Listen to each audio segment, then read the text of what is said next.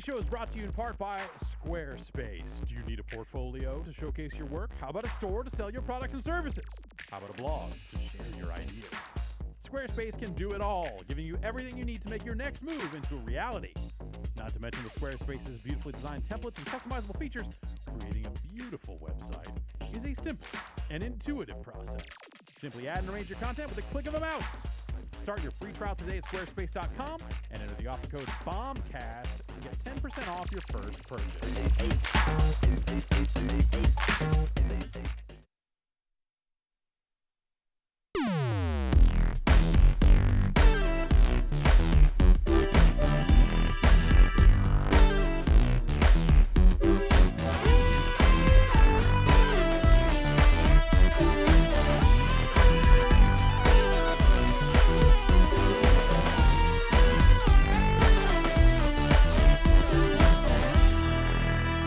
Hey, it is Tuesday, September the 5th, 2017. It's pretty hot. Yeah, in here. It's yeah. warm. In here, it's okay. Yeah. I don't know. You don't think it's hot in here? It's warm. I don't know. I can't tell anymore. I think was at home yesterday, and it was way hotter than this. Okay. So I feel like it's just kind of hot everywhere. I got back from Seattle, and it was like 86 degrees and raining when I got home. Oh, lovely. So Gross. It's been disgusting. Muggy Yeah. is the word for that. Yes. Yeah. You weren't even here. You weren't even here. You can't talk. That's You can't true. talk about heat. That's true. You You guys didn't even know. Oh, well, I got back, and it was You guys just disgusting. bailed Yeah, out. I don't You know. live up north where it's Yeah. always hot all the Yeah. time. You guys bailed yeah. out for the worst of it. Yes, it was at one point 94 degrees inside my house. 105. Yeah. Yeah. You mean while you were gone? Yes. You got I missed that part. You Yeah, got- it was, you got it was intel? it was like 110 degrees outside. your robot thermostat tell you that? Yes, but 94 inside. Yeah, it was pushing 90 in my living room Yeah. on Friday. Good 105 upstairs. Yeah, 105 upstairs. which is where we he live. rises. Yeah, I know. Yeah, that's Turns out. Yeah, it was monsters. I thought I saw you saying you guys have an air conditioning unit now. We do. So we have a yeah, we do. But it's one of those tube ones with the big tube that points outside. The vents it all. But we didn't realize that we had, in moving it around, trying to get it closer to our bed, we had actually dislodged the back end of the pipe. So it was like half. There's a so big it's just gap. spitting hot air. Spitting and- hot air out. Yeah. Cold air out one way, hot air out the back. Yeah, so we have one of those. It's terrible. I mean, it's like slightly better if you're right in the zone where it is air conditioning, but if you're even off to the side, it's Cool like, zone. wait, it's way hotter here. And my girlfriend had it pointed at her when she was sleeping. She put a blanket on, like, oh, I'm so cold, and like we had the AC unit on, and then I went out to get another fan and pointing at me, and then I went to get another fan and tried to do that metal bowl full of ice with a fan behind it trick. It did not work. We at all. also tried putting some ice in front of a fan. It doesn't work super well. I melted. I feel heat. I am a hot person. I don't like same. it. Yeah. I did not have the energy to do anything except sit in bed, drink beer, and read, and that's basically what I did all weekend long. Yeah. Until my lady friend decided we had to leave the house.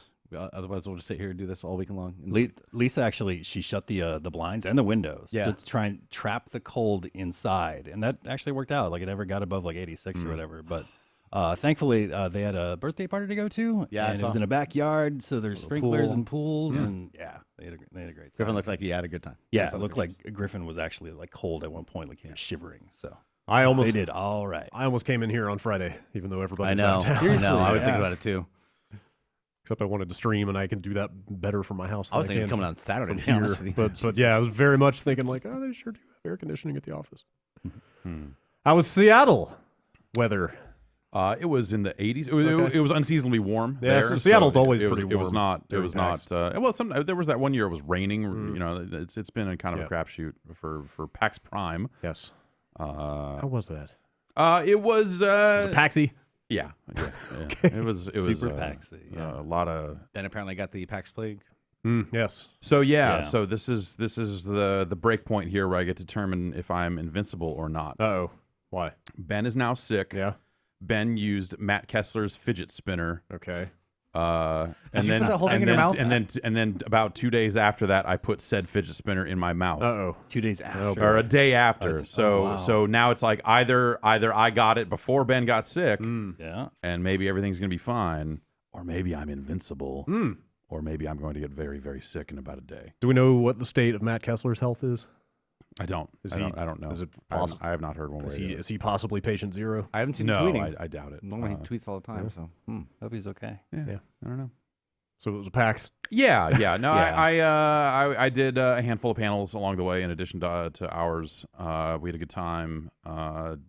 Dan had a lot of buffalo wings. Oh boy. Something about. He's the captain now. Oh, does he work there? I Employee think stuff, he though. was Yeah. there longer than some of the people. I don't know. He had a strange PAX. Okay. Did he just set out to eat nothing but chicken wings, or did it just happen that way? I think it happened. I don't think Dan sets out to do much. it happened just to him. Okay, life happens to him. Yeah, life Yes. happened to Dan during the Seattle trip. But yeah, the panel was fun.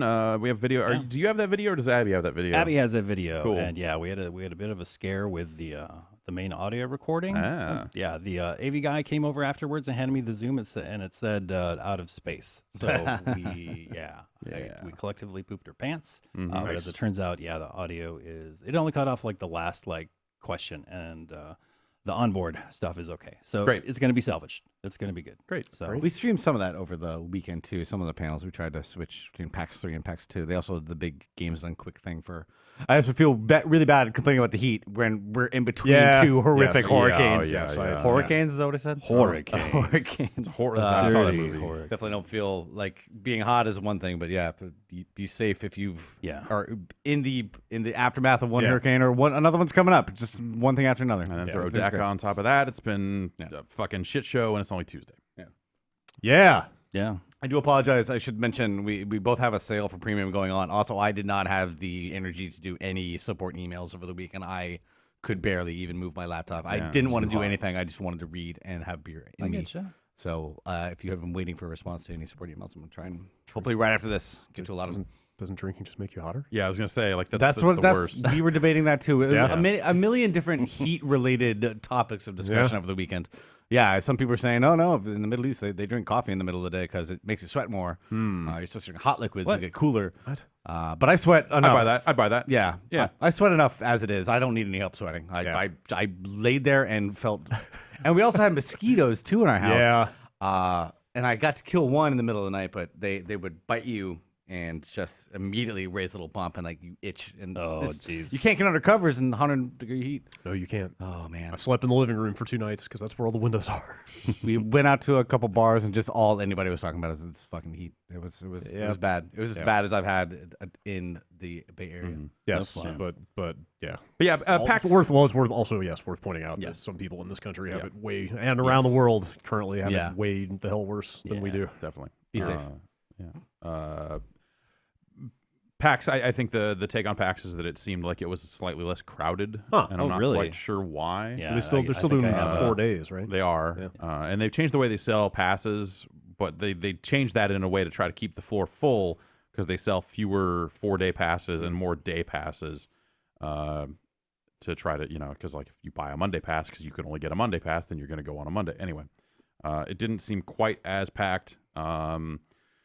And in terms of just like games there, I feel like the feeling coming out of it is that it was maybe a little low key in terms of just like games on site. There was some neat stuff here and there. Whatever, man. This was a Jason-ass PAX. Oh, yeah. Between like Monster Hunter, Dauntless, Dragon Ball. PAX, there was PAX is lots of always good Jason stuff. Land somehow. Yeah. I don't know why. Just that time of the year it just ends up. All my people there. Yeah. Is that a conscious thing on their part to Yeah, sell? they To catered cater to to Jason? me. Yeah. No, I mean to sell fewer passes because I mean I've been there before and it's been unwalkable. No, it's not that the change they made was to sell fewer 4-day passes so that they sell more individual day passes to try to fill up the show more. Oh.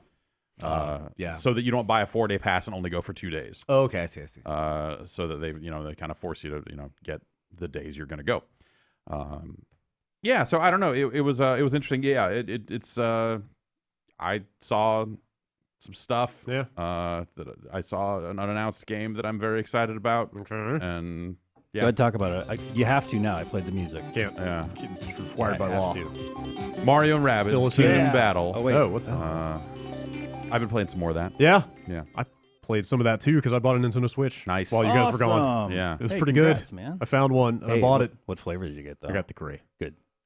That's the right choice. They told me on the phone that they had a bunch, and I got down there and they had one. Oh, wow. Would you go Target? And I was slightly angry. I got it at GameStop.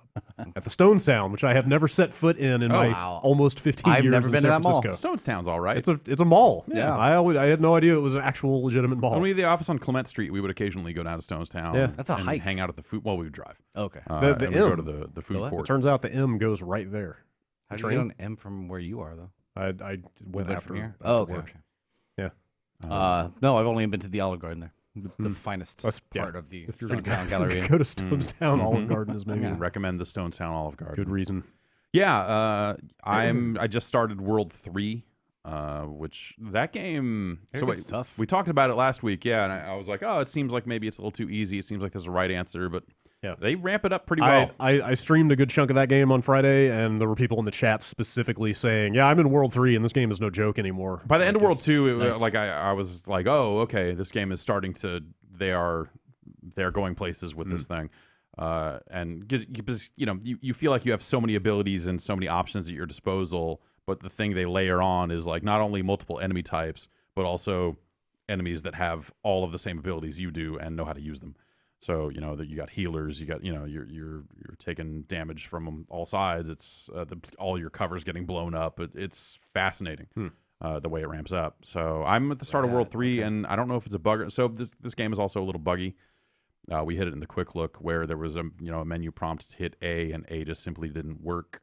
That's a problem. So I couldn't start a Yikes. fight. Yeah. And I've had a couple of people write me since then saying like that they have seen the exact same problem, and you kind of have to quit and restart. Okay. Or they've left it on long enough for like a Joy-Con to go to sleep, and then powering it back up got it to work.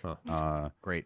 Yeah. So that super sucks. Yeah. So I got to this gate at the very start of World 3, and now knowing that there's a bug, I'm like, I can't figure out a way to easily open this gate. Am I a moron? Which I'm saying is probably the case. Like there's just some puzzle there that I did not have the energy to face at that moment. Or is there supposed to be a button prompt here that's not working? So That sucks. I powered it off. Be and, like yeah. wondering if it's I them mean, or the game you. is super direct about telling you when you can't do something yet. Yes, like the exactly. little Roomba dude is literally like, hey, I don't know how to do this yet. When Yeah. you try to solve puzzles, you can't. Right. Yeah, so I guess that's the thing is you learn a movement ability at the end of every world, and so you can go back into the earlier worlds where they've laid out a bunch of challenge missions. Yeah. So there's there's combat to be found there. If you Oh, want. like new battles yeah, in yeah. the old Yes, areas. yeah. Okay. I saw there's little side stuff along the way that you can't get to yet. Right, that's and just I like figured like, oh, unlockable I'm gonna have stuff, to run but- through this entire world But just no, to get there's these like items. a challenge version of the world, Oh, okay. basically. Do you get more money for those? Yeah. Oh. Well, you get more money. I think you get more spheres too. Oh, like upgrade points? Yeah. Oh, wow. Okay. I haven't done any of them, Yeah. but yeah. So there's for a game that looked like it had 4 worlds, and I was like, I'm kind of cruising. Yeah. It's like okay, Yeah. there's It's a serious more game. meat to this Yeah. than it initially indicates, and it's a really fun time. There are some. The moment there's a fantastic moment in that game that Okay. I find incredibly memorable. Okay. I don't think you've hit it yet. Okay. I think I'm pretty close to the end of the first world. I mean, Okay. I'm at the like block tower. Yeah, there's Toward the end. there's a bit at the end of World 2 that I think is Okay. amazing.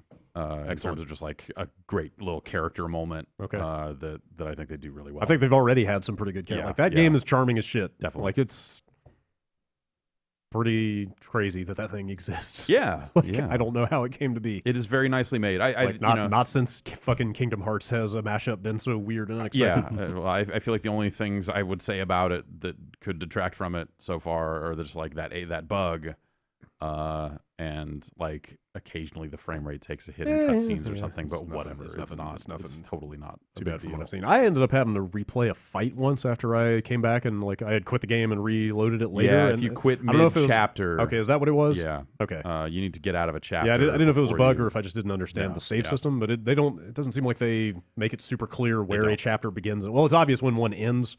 Well, it begins when you hit the number. When you walk through the number that says like 6. Like Well, that's- yeah, so I had that's done the one start. of those, and then I had gotten into the next fight and then turned it off, and when I came back, I had to redo the one before that I had finished. Like, Oh, I don't know. Autosave it's. didn't work? I feel like it's supposed to save After after you every- get all your health back, and it counts up the coins and Yeah. stuff. Like that Yeah. should be a Oh. save point, I think. Can you but- save scum in this? Like save every turn? Yes, yeah, totally. Oh, you can restart No, battles. sorry, you can't save every turn. Not but every you turn. can restart a battle. But that was my XCOM. That's always been my XCOM kind of a solution. Just save every turn and reload anytime anything bad happens. I'm worried. I'm worried that I'm already getting too obsessive about trying to get perfects on every battle. What do you score for getting a perfect? Actually, more so you coins. get more money, so you can buy better weapons. Although they're also not. Am I missing something that doesn't seem like they're super upfront about what the conditions are? They're not, because there's a yeah, par. There's a number of turns like par time for each battle, and do they ever tell you that? If they over? do indicate that before the battle has started, I have never seen it. Yeah. But it's not until you finish and it says like, oh, you took 11 turns and the par was 10. Right. So Right. Like you don't know that going in. So that's like kind of Valkyria rough. Chronicles. I think the same thing. Where So once you play through it, are you able to go back to it immediately? Well, but so you can't redo not the story version of the immediately. battle. It sounds like you would have to go back and do that challenge battle, right? Which is a different. No, I think you can go back because after you finish the first world, you unlock the washing machine, which is where you go to replay. Oh, worlds. okay. So you could get the extra coins you missed. I believe so. Okay. Yeah. it's like that. I remember Grand Theft Auto 5 had the same thing where they had those 3 little extra objectives you didn't know until the end of the mission, and you can never go back and do them again after you're done the mission. Yeah. Which is always the weirdest that was design choice I've super ever silly. seen. Yeah. You've got a download version of that? I do. Did that come with the weird pixelated 8-bit weapon add-on? No. I don't. Did you check your inventory and see if those are in there? I don't know. No. Huh. I got a physical copy of that game, and it came with a code for like some 8-bit looking pixel weapons. Man. That are better than I can buy probably 5 or 6 weapons per character now, and those download weapons that I got at the start of the game are still better than So anything they're better I can buy. than the. Did you? So you've not gotten to World 2 yet? No. Okay. No. So my guess is that when you hit World, just like with the amiibo weapons, when you hit World 2, they will be worthless. Yeah, I figure I'll get there Yeah. eventually. It just seems crazy that it trivializes like literally 5 weapons or something. The old Dead Space DLC. Yeah, problem. it's that all over again. Like every weapon I can buy is just down red arrows from what I've got. But it's that's those are the cheap weapons. Yeah. So I'm sure. it doesn't necessarily unbalance stuff because those weapons are, if you're using them now, they're going to be obsolete in Like in pre-order bonuses, 10 maybe? minutes. I don't know. The code was in the box, so I don't know. Yeah. But the amiibo stuff is literally like one weapon per character, and it's the same type deal where it just fits right into slightly better than the first tier of weapons, but not as good as the second tier of weapons. Except for I think characters that you unlock later in the game, like those amiibo weapons, like they don't have super low tier weapons because you're not going to find them until later anyway. Just curious about which specific amiibos does it support? It's Mario, Luigi, Peach, and Yoshi. Okay, that are like Any Rabbids. Mario. Oh, any Mario. Is that okay? Yeah. Is that how the taxonomy of amiibos works? Like there's a genus of Yoshis, and like any Yoshi in that tree can we'll be unlock scanned. So like a yarn Yoshi. I would work? had access to 2 Marios. I put one on and it said cool, and then you put the other one on. It's like you've already done this. Oh, gotcha. So like my 8-bit Mario and yarn Yoshi should work. Is they what you're saying? should. Okay. Yeah. Okay. That's cool. Yeah. I like that game a lot. It's really cool. I still think it's better in really short bursts. Like there are definitely people talking about like playing it on plane rides to and from PAX and stuff like that. And that's how I played the first world. And at the end of that really long session, I was kind of burned out on like the out of combat stuff, the puzzle solving stuff. Yeah. And actually I'm still kind of, maybe that's the other thing, is like all the block pushing puzzles and stuff you do out of combat. That stuff has not gotten Super basic. any more endearing or interesting or anything. If anything, it's like, all right, now this is just like in my way. None of these block pushing puzzles are actually hard. Yeah, I'm glad or there's fun. something It's though. there needed to be something. If it was nothing but battle, Yeah. true. Because I probably haven't sat and played more than like 3 battles in a row. I think that's at any point that's the right approach before I game, put it to think. sleep. Also, that thing, the sleep is amazing on that thing. Yeah. I'm still in my dumb honeymoon period with the Switch that everybody went through 6 months ago. It's just like Vita, the Vita just had the same thing where I was playing Final Fantasy X and just like the ability to stop it and bring it right back where I was. Yeah. Zelda's the same way. If you played, I played a bunch of Zelda on Okay. the Wii U, Wii. but Okay, I'm okay. totally just gonna get Zelda I would- again and start yeah. over on the It's- Switch. Yeah. Yeah. The resume stuff, like PS4 is still the same kind of like. Yeah, but I that's what I'm saying. This is way better than It like is. the Xbox and PS4 do not support that stuff well to the point that like half the time I just quit the game. I don't trust it on either of those consoles There's too many at all. There's too many games that like bug out or lose connection to their servers or just like don't work in some way when you put them to sleep. But like this thing obviously supports it properly. I I wasn't planning to get one until Mario came out, and then I was like, wait a minute, I need to hear the new Grant There's Kirkhope still- soundtrack. And then so- Mario came out, Right. and you went and got it. Yes. There's still a wide variety of people saying that shortages. Yeah, Like, tough to find. Like still when I went today. and bought that last one, the guy was like, "Yeah, they've been here for 2 days, and like that's the first time I've seen that happen. Like I can't believe they didn't sell out like the day we got them." Nobody wanted to leave their house. But Yeah, I bet that's part of it. Yeah. the thing is good. Yeah. I'm into it. It's- I kept just like picking it up to watch the magic transfer to It's the little like screen happen, Skylanders and in then console sticking it back form. on like over and over. I just kept pointing. I was like, I kept showing my girlfriend. I was like, check it out. I Look picked at it it. up, and look, it's like it's right Now there. It's like it's here. Now it's like this. It's like it was right now there, I and now put it's out here. this kickstand, and look. Now it's back on the TV again. Like how it's like magic. Yeah. When's the PC port of that Mario game coming out? Next week. Yeah. This, de novo, all this other stuff that gotta get in there. You play.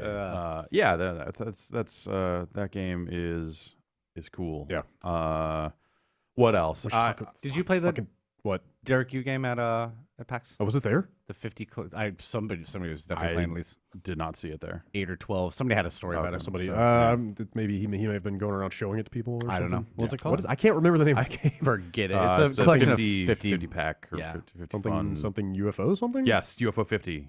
Yeah. Right? Is that it? I want to say that was there. Yeah. Whatever the new Moss Okay. Mouth game is I called. did not see it. All I know is that one of the stories I read said like the first 8 games feel like they're classics already. So Cool, great. I'm really looking forward to that. That's- This is the one thing I really want to play out of Yeah, PAX. that sounds cool. Yeah. We should talk about Destiny 2. Okay. Because up until 4 hours ago, we did not expect to have played Destiny 2 before if you, this podcast. If you have a copy of Destiny 2, put it in because it works now. Yeah. The servers are not going up tonight or anything like that. Like, it's just going. We so, were led to believe that, it would be midnight Eastern yeah. before that game would be playable. And Last then game, it was like 6 a.m. the day before or something. That was No, the day of of release. Okay. But I remember me and you, we planned to stream that thing on launch day, and we were Right. both up at like 4 in the morning to prep a stream to Yep. get in at 5 Yeah. to play Destiny, which was like perversely fun in a way. Yeah. But I just happened to be awake at 5 o'clock this morning when the servers went live in New Zealand. Oh, so they had just they- gone up yeah, this yeah. morning. Okay. And Yeah, it was like, I woke up and you said, "Hey, this thing works." I was Yeah. like, "Oh," I shuffled out of bed at 6:45, and I was like, "Okay, let's." I just let's fired it up. download it. I literally fired it up because we had gotten review codes and I wanted to hear the menu music. Like I wanted to hear what the title screen sounded like. I was like, all right, I'm going to let it idle at the title screen for a while. And then instead I found myself playing the first mission. Yeah. I was like, okay, well this is happening. So yeah, now The beta mission? we have so the yeah, I first mean mission's it's longer. No. There was part That's what I of- wanted out of that mission, a longer one. Yeah, there was stuff that was not in that beta, but it is that first mission. I played that beta both on PS4 and PC, and playing that PC beta, whew, I don't think I can ever go back. You guys sent all these codes out, like, no, I'll wait. Yeah, That PC beta was people amazing. are kind of losing their minds over the quality of the PC port. and the how only- well it scales. Yeah. Also, like Oh, people nice. with like machines that are not super tough Oh, are same coming away from it, going like, "Actually, this is pretty stable. Runs wow. pretty well." Like, Yeah. The one bad thing That's is that it's so easy to headshot people in Oh, the yeah. PC versus the PS4. Yeah. They definitely did make that control click to head stuff a little looser in the second one, but on the PC, man, you're just wasting people. That was how I felt coming out of they had the PC version at their reveal event, and going from playing it on PS4 and walking over to the PC kiosk and Yeah. sitting down and going like, "Oh, this fidelity really trivializes all this combat, doesn't it?" I'm really curious how they're gonna. And the PC is straight like 60 frames. Oh yeah, Okay. Yeah. I think Also, okay, I goes think it'll go higher than that if you can. Yeah, I'm sure, but- it goes to 4K. I think it's got 21:9 support. I know I played it. It's rad. It's really cool. But Too bad I had to wait 6 weeks or whatever. but Yeah. After doing the Bummer PC for beta, you. I don't think I can go back to try. yeah, I wouldn't I'm blame trying you. to. It's going to be a great game no matter what. Hopefully, anywhere it is. But that PC beta was really impressive. Obviously, we were not going to wait. Yeah. Not least of all because the PS4 also has Yeah. a bunch of bonus content in it. But That's where your dudes are, you know? Yes. Oh, It may surprise you to hear that game is Destiny. Like Yeah. in the broad So in the I've- broad layout. I it have played is- slightly less than you have. Yeah, I got to but, the first like patrol zone, open mm. area, open world type thing. Yeah, I got to like kind of what seems to be the first social space, and then it's like Yeah. I need to take a shower and go to work. This is dumb. Yes. I need to go sit in traffic for 9,000 hours. We made the obvious joke during the beta is like, there's more storytelling in this beta than there is in the whole game of Destiny 1. But like, as of 3 missions into that game, that is like factually true now. Yeah, like yeah. that is not a joke anymore. Like Right. they do. Well, you've seen. I don't know how much specific we want to talk about it. I don't know. People, I mean, it's pretty early on, and a lot of that stuff was in the beta. yeah. Well, specifically like the mission after that first mission, the second mission. Sure. Like, just it's Yeah. nothing. It's nothing revolutionary. No, but it's by like, Destiny 1 standards, it's like it's Tolstoy.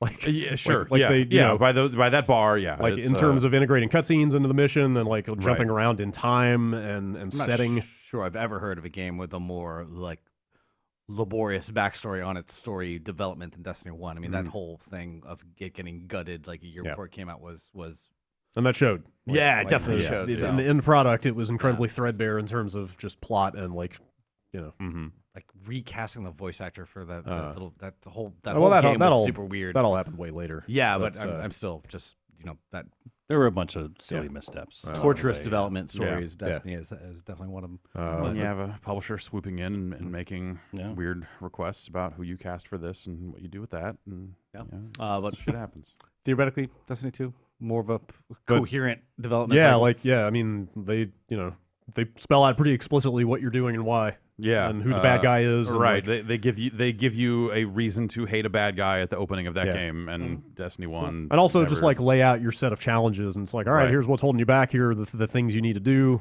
Like, we're gonna get you there. and here's why you're doing it. Yeah, like yeah. there's I've only walked up to something and like hit square to deploy Ghost like one time in the Okay. first like I was 3 gonna hours. ask about that. Okay.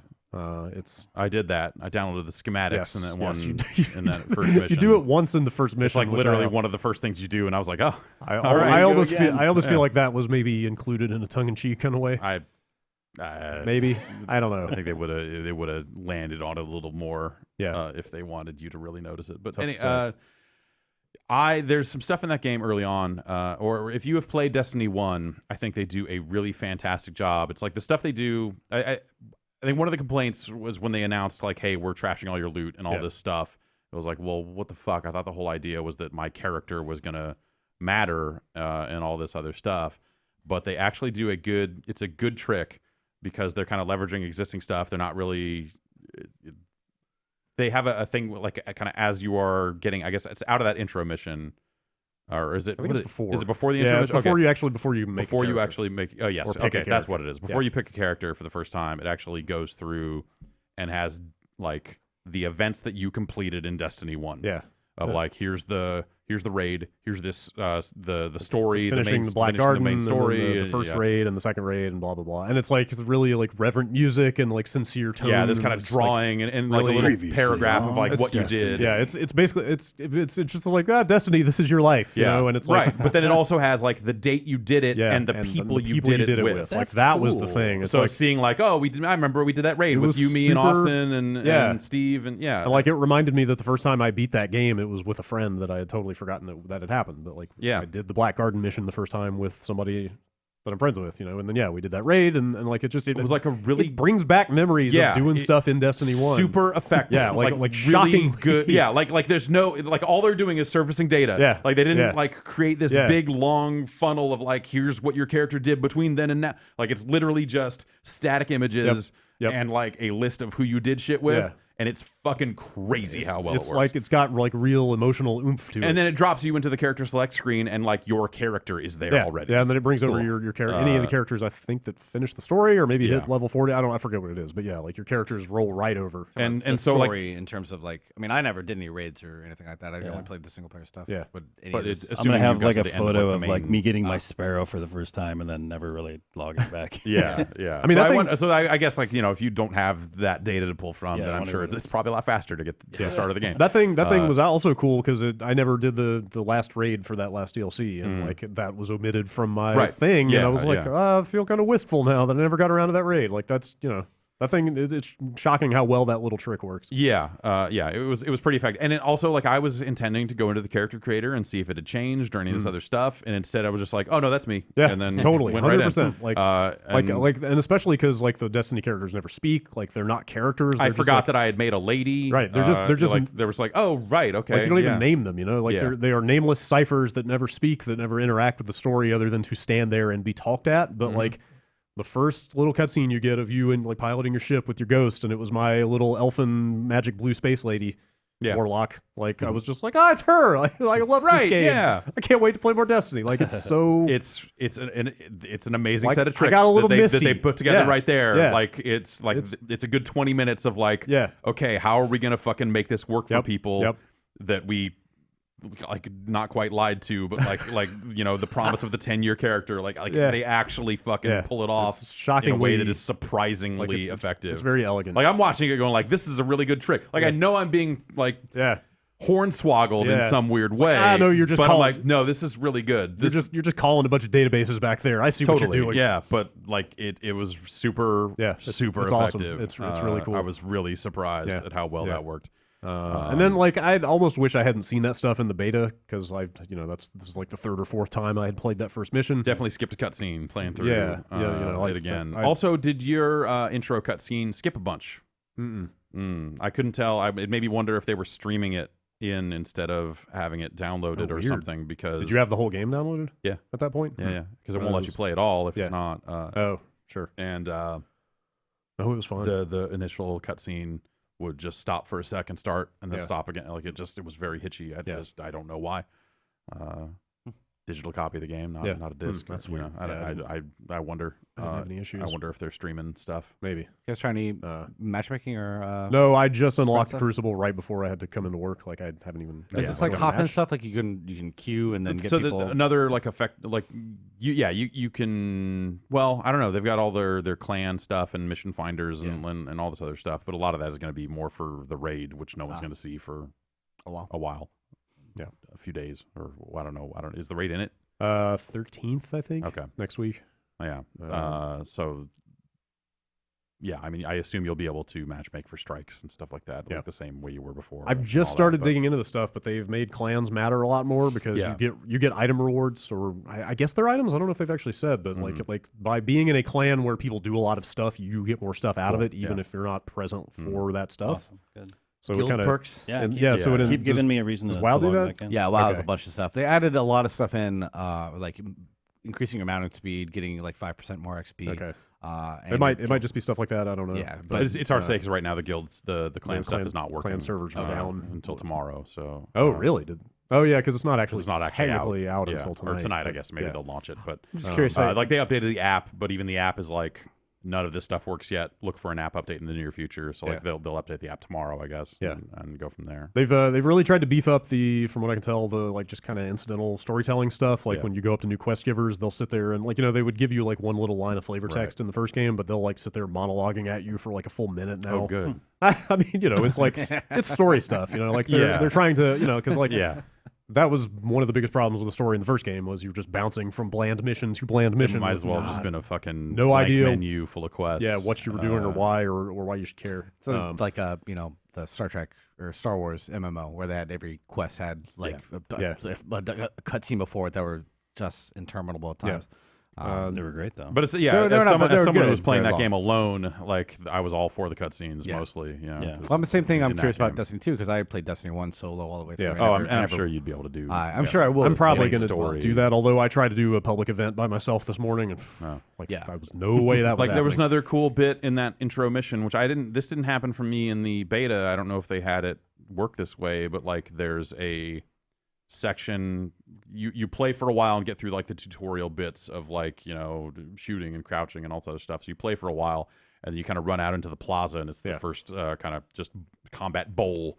And I got out there, and there were two other players. Yeah, they matched somebody into my game Yeah. for that specific scene Yeah. too, and But then it he feels vanished like after that. you're in a different because you have to do 3 waves before you can move on, Yeah. and it felt like not everybody was on the same. Oh, so in the beta, you saw other Yeah. human players there? Yeah, Okay, definitely so so. when I played the beta, It was very. I guess bizarre, I didn't though. actually play the beta. I just played it at the reveal event, and there were no humans there. So Yeah, I saw it in the beta, but it was bizarre. Like somebody was there and then they just vanished. Yeah. They weren't Yeah, there but- when you had to hide from all that. that stuff. was a cool moment.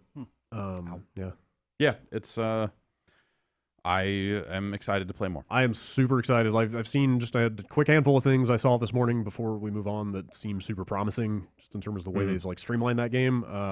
So there's like 2 layers to, you know how you would hit touchpad on PS4 and you bring up your ghost, and that's how you get your little like, quest counter and you go back to orbit and stuff. There's a second layer to that now. Did you see that? Did you get that far? I saw the prompt for it. So if you tap the touchpad, you go into pull up your ghost and you get that same functionality. But if you keep holding down the touchpad, you go to, I forget what they call it. It might be the director, I think. Yes. Basically, the long and the short of it is you can pull up the director like on the ground. Right. Yeah. You don't have to go to orbit. Yeah. They had said that they were that they had a way to prevent you from having to load back to your ship and then load back down to the right. Yeah. What's So the director? the director is the mission space map, map. like where you pick your planet and then pick a mission and then you load in. Like, yes, that is a shortcut to load directly into missions while you're already on the ground. But they've added other tabs to that director screen. So that's basically a quest log. There's like I think they call them milestones, but they're basically quests. Yeah. There was another tab. I can't remember what it was. It's a lot of information. It's a lot of like MMO-y, like RPG-ish, questy information like crammed into that screen. Like, cool. Just a bunch of little like quality of life interface stuff. Like they've moved Ingrams into their own bucket in the inventory like page. Oh, cool. Because they used to be like the slot for each piece of gear would get fucking crammed with Ingrams. Mm-hmm. Those live outside of your actual like decoded That's gear. good. So that stuff is all separate. That's a smart change. So there wasn't more UI changes to the inventory screen In the first one, in the second one. There are changes, but it's still like the same basic concept. Well, we need to spend a lot more time with it before we can say for sure. But it seems like there are more different buckets and ways to sort things and stuff like that. And it seems like you can hold more in terms of just like some of the. We still basically deconstructing stuff. Getting you still have to go identify at a thing. But my like snap impression of it is like the UI was super fucked up in Destiny when it came out, and they like band-aided and sort of bootstrapped fixes to it over time as that game went along. But it seems like this is much more of a fundamental like refresh of all that stuff. I might still say that I'm not necessarily sold on the like left stick as mouse cursor thing. I don't know in that specific game, because sometimes the action is a little faster than that interface allows for. Sure. Whereas like when No Man's Sky took it or something, I was like, all right, this is meant to be like a slow-paced exploratory experience. Yeah. Though even in that game, when you needed air, using that interface fucking sucked. I don't mind it. I think it's okay. I think it's largely fine, but it is slower than if it had just been tap around from one thing to the next to interact, like having interaction points that you can just highlight, right? And not have this like fake mouse thing. But I don't know. That's a minor thing. Yeah. And a lot of games have used that lately, and people seem to have gotten over the initial complaints of the Destiny UI I think having that stuff. It was when I fired up Pyre for the first time and saw that Pyre uses that interface. I was like, all right, this is not going anywhere. Oh yeah, like this is going to be a thing for a while. Yeah. And I think in a game like Pyre, it makes perfect sense for what you're using that cursor for and stuff. I don't know. I mean, Destiny is forgiving enough usually about letting you duck behind like a wall or a pillar and not kill you while you change out gear. And the last thing I did was I got to the first like big patrol zone, and like there was an NPC hanging out there giving me quests. Yeah, cool. Like hanging out in the actual Not zone. just a blinking light for you to run up to and just go, wait, we need a kill. Right. Pick up stuff. Like he was a vendor. He has quests to give me. He's got faction rep. I killed a monster and a treasure chest fell out of him. Whoa. Like not an Ingram, but a full-on fucking chest fell out of when he exploded. That's cool. Loot. That I went up and opened. I'm sure they talked about a bunch of the stuff pre-release, but I kind of tuned a lot of that stuff out. But like public events show up on the map all over the place with timers on them, so you can just run to where the icon is. They said that. A big part of I think it was part of the reveal event, and some of the stuff they said afterwards was like that they saw that like the community created a lot of tools out there, and they're like, man, it's maybe a little ridiculous that this stuff doesn't just exist in the game. It seems friendlier and more accessible. Yeah, like all around so far from what I've seen. It feels good. Yeah. And I haven't unlocked because you've got like a whole new like class specific ability and stuff like that. I haven't gotten to the point where I've unlocked that. Yeah. But that was fun in the beta. So I am very much looking forward to playing more of that. Yeah, it's so far not revolutionary from what I've seen. It seems like more better Destiny. Evolutionary, not revolutionary. That's It's a mixed bag. I'm really jazzed for it. When was the last time Bungie made a PC game like themselves? Not a Halo. No. Halo Yeah. port was made by somebody else. Gearbox did the Halo 1 port. Right? So, like 15 years. Maybe. Well, they're not. Vicarious Visions is doing the PC port for this, so they're not even doing this PC port in house. But seems like they did a good job. That beta was slick. It's too bad it's going to take 6 weeks, but I feel like it's like totally crazy at this point. But when someone says Vicarious is doing a port, I'm like, okay, good. That Tony Hawk 2 port to GBA was amazing. So they'll be cool. They know what they're doing. They know what they're doing over there. Like, what? That's fucking insane. Or that the fact that it's only available through Battle.net too is super weird. I get it. I get Activision wants that, but I mean, that was the first non-Bungie or Blizzard game. I think it was definitely a real double take when that thing showed and up I in that client. suspect that probably lines up, or that probably ended up being one more reason why they pulled back on removing the Battle.net name. Yeah. And, Maybe. and because they were like, oh, well, I guess if we're going to have non-Blizzard games on here, that's one more reason for us to keep the name, other than the part where it's a really great name and we're fucking morons for trying to remove it in the first place. Yeah. The installation part of that beta went super smooth. Everything about that beta was really, really top. Love a good install. Yeah, I know. Just super slick. Also, I'll stop talking about it. I don't know why the Destiny 2 download is by far the fastest download I have ever seen on PSN. Like, this is not me sitting. Wasn't here. it like I'm not sitting here bragging that about initial chunk, and then no, this was the whole thing. I watched it. thing? I got the whole Okay. 38 gig in like 10, 12 minutes. It took me 20. Really, Yeah. Like, I don't know if they've done I something. started downloading it here, and it said it was going to take 2 hours, though. So Yeah, I was like, okay. I was like, it made me wonder if, like, maybe Sony decided to take Destiny 2 as the excuse to finally start working on this stuff, but I don't know if that was just. Mine well, was they've, looking really fast. keep in mind that they've had some, firmware patches that have helped improve things for people along the way too. Okay. So that could be part of it. It's probably I bet it's like a collection. Yeah, of things. like I'm sure it's not just a Destiny special. Or maybe they were like, hey, this game's selling really well. Like, we need let's get some more CDNs online to really make sure that this game gets out to people on time. Whatever the case, like, it was shocking to see a game download that fast on PSN, which is usually garbage. So. Yeah. I don't know. Other than that, I'm thinking let's see. I've been playing a little Windjammers here and there. Yeah, that thing is so good and solid and functional and kind of bare bones, but that's probably bare fine. bones. It's well, so it is, except that like it's not all easy to get out of a game with someone with a high ping before you have to commit to it and stuff like that. Like you end up in like there's no filtering option for it. Like it's a little too bare bones in some spots. And I wish it had lobbies and stuff that a more robust online experience would have. But as a $15 game, like I guess like you're right. I did stream a little bit of it on my Friday thing, and I wanted to play with people from the chat, and there wasn't a good way. I wanted to just open up a lobby and be like, hey, I'll start getting people in here. But I kind of had to tell people to just like say, send me a message if you have it, and I'll could be a little bit better. It played well. Yes. Like I was kind of surprised how well the online actually works in that thing. Like it feels good. Also, we can't play it here. Yeah. Or at least we can play private matches here. But the matchmaking, so I guess they've got their own matchmaking server that is on some port that our fucking corporate ass network cannot reach. Yep. So when you launch the game, it just says matchmaking server not available. I've got to tick it out, man. We're trying. We're living that strict nat life. Living the strictest of fucking nats around these parts. Yeah. It feels like it's changing all the time too, in terms of just like what we can and can't do.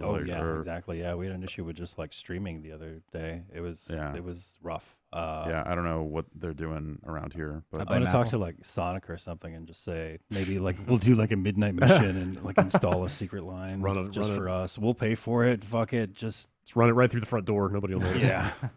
But yeah, we need maybe fixed. We've got a ticket in. IT. Had one for a while. Yeah. Now we're back from PAX. We can follow up and be like, hey, no, for real though. You could follow up on that. Yeah. I got stuff to do. I'll probably. Yeah. Okay. I'll probably. I got to hire pick that somebody. up from you. Yeah. You should do that. Working on that too. Oh boy.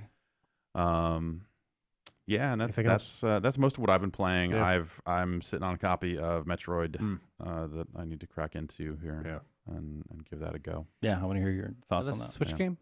No, No. 3DS. Oh, okay. Hearing good things. Hearing I- very good things about I it. thought it Um, seemed promising when they brought it by. that's right. Yeah, Like, I was not here when they brought it by. I'm not but 100% sold on some of the analog control stuff, but Yeah. but it seemed like it could be pretty good. it sounds.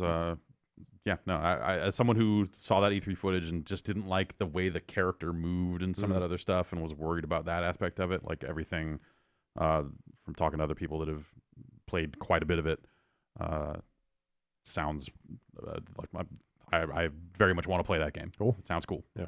Excellent. So yeah, Cool. And also I finished third in a King of the Kill match yesterday. What? Shit. What? I've been reading more about that lately. They've been trying to like find a way to differentiate from Battlegrounds, and they've just rolled out some big combat update. That's They were H1Z1, before right? Battlegrounds, Yeah. right? They were kind of the hot shit before Battlegrounds. Yeah. Oh yeah. Okay. Is it standalone? It is. Okay. It always has. Yeah, Yeah. it has been. And then, in fact, they renamed H1Z1 to Just Survive, and took the H1Z1 branding off of it. Wait, But King just of- survive or survive in quotation marks? No, just Survive. Okay. Is the full name of the game, like Just Cause, but Just Wow. Survive. That's And that's the zombie game. okay. And now this one is on Steam called H1Z1 King of the Kill. Okay. But they're both technically part of the H1Z1 franchise. I had to rename some wiki pages. I needed to look into this.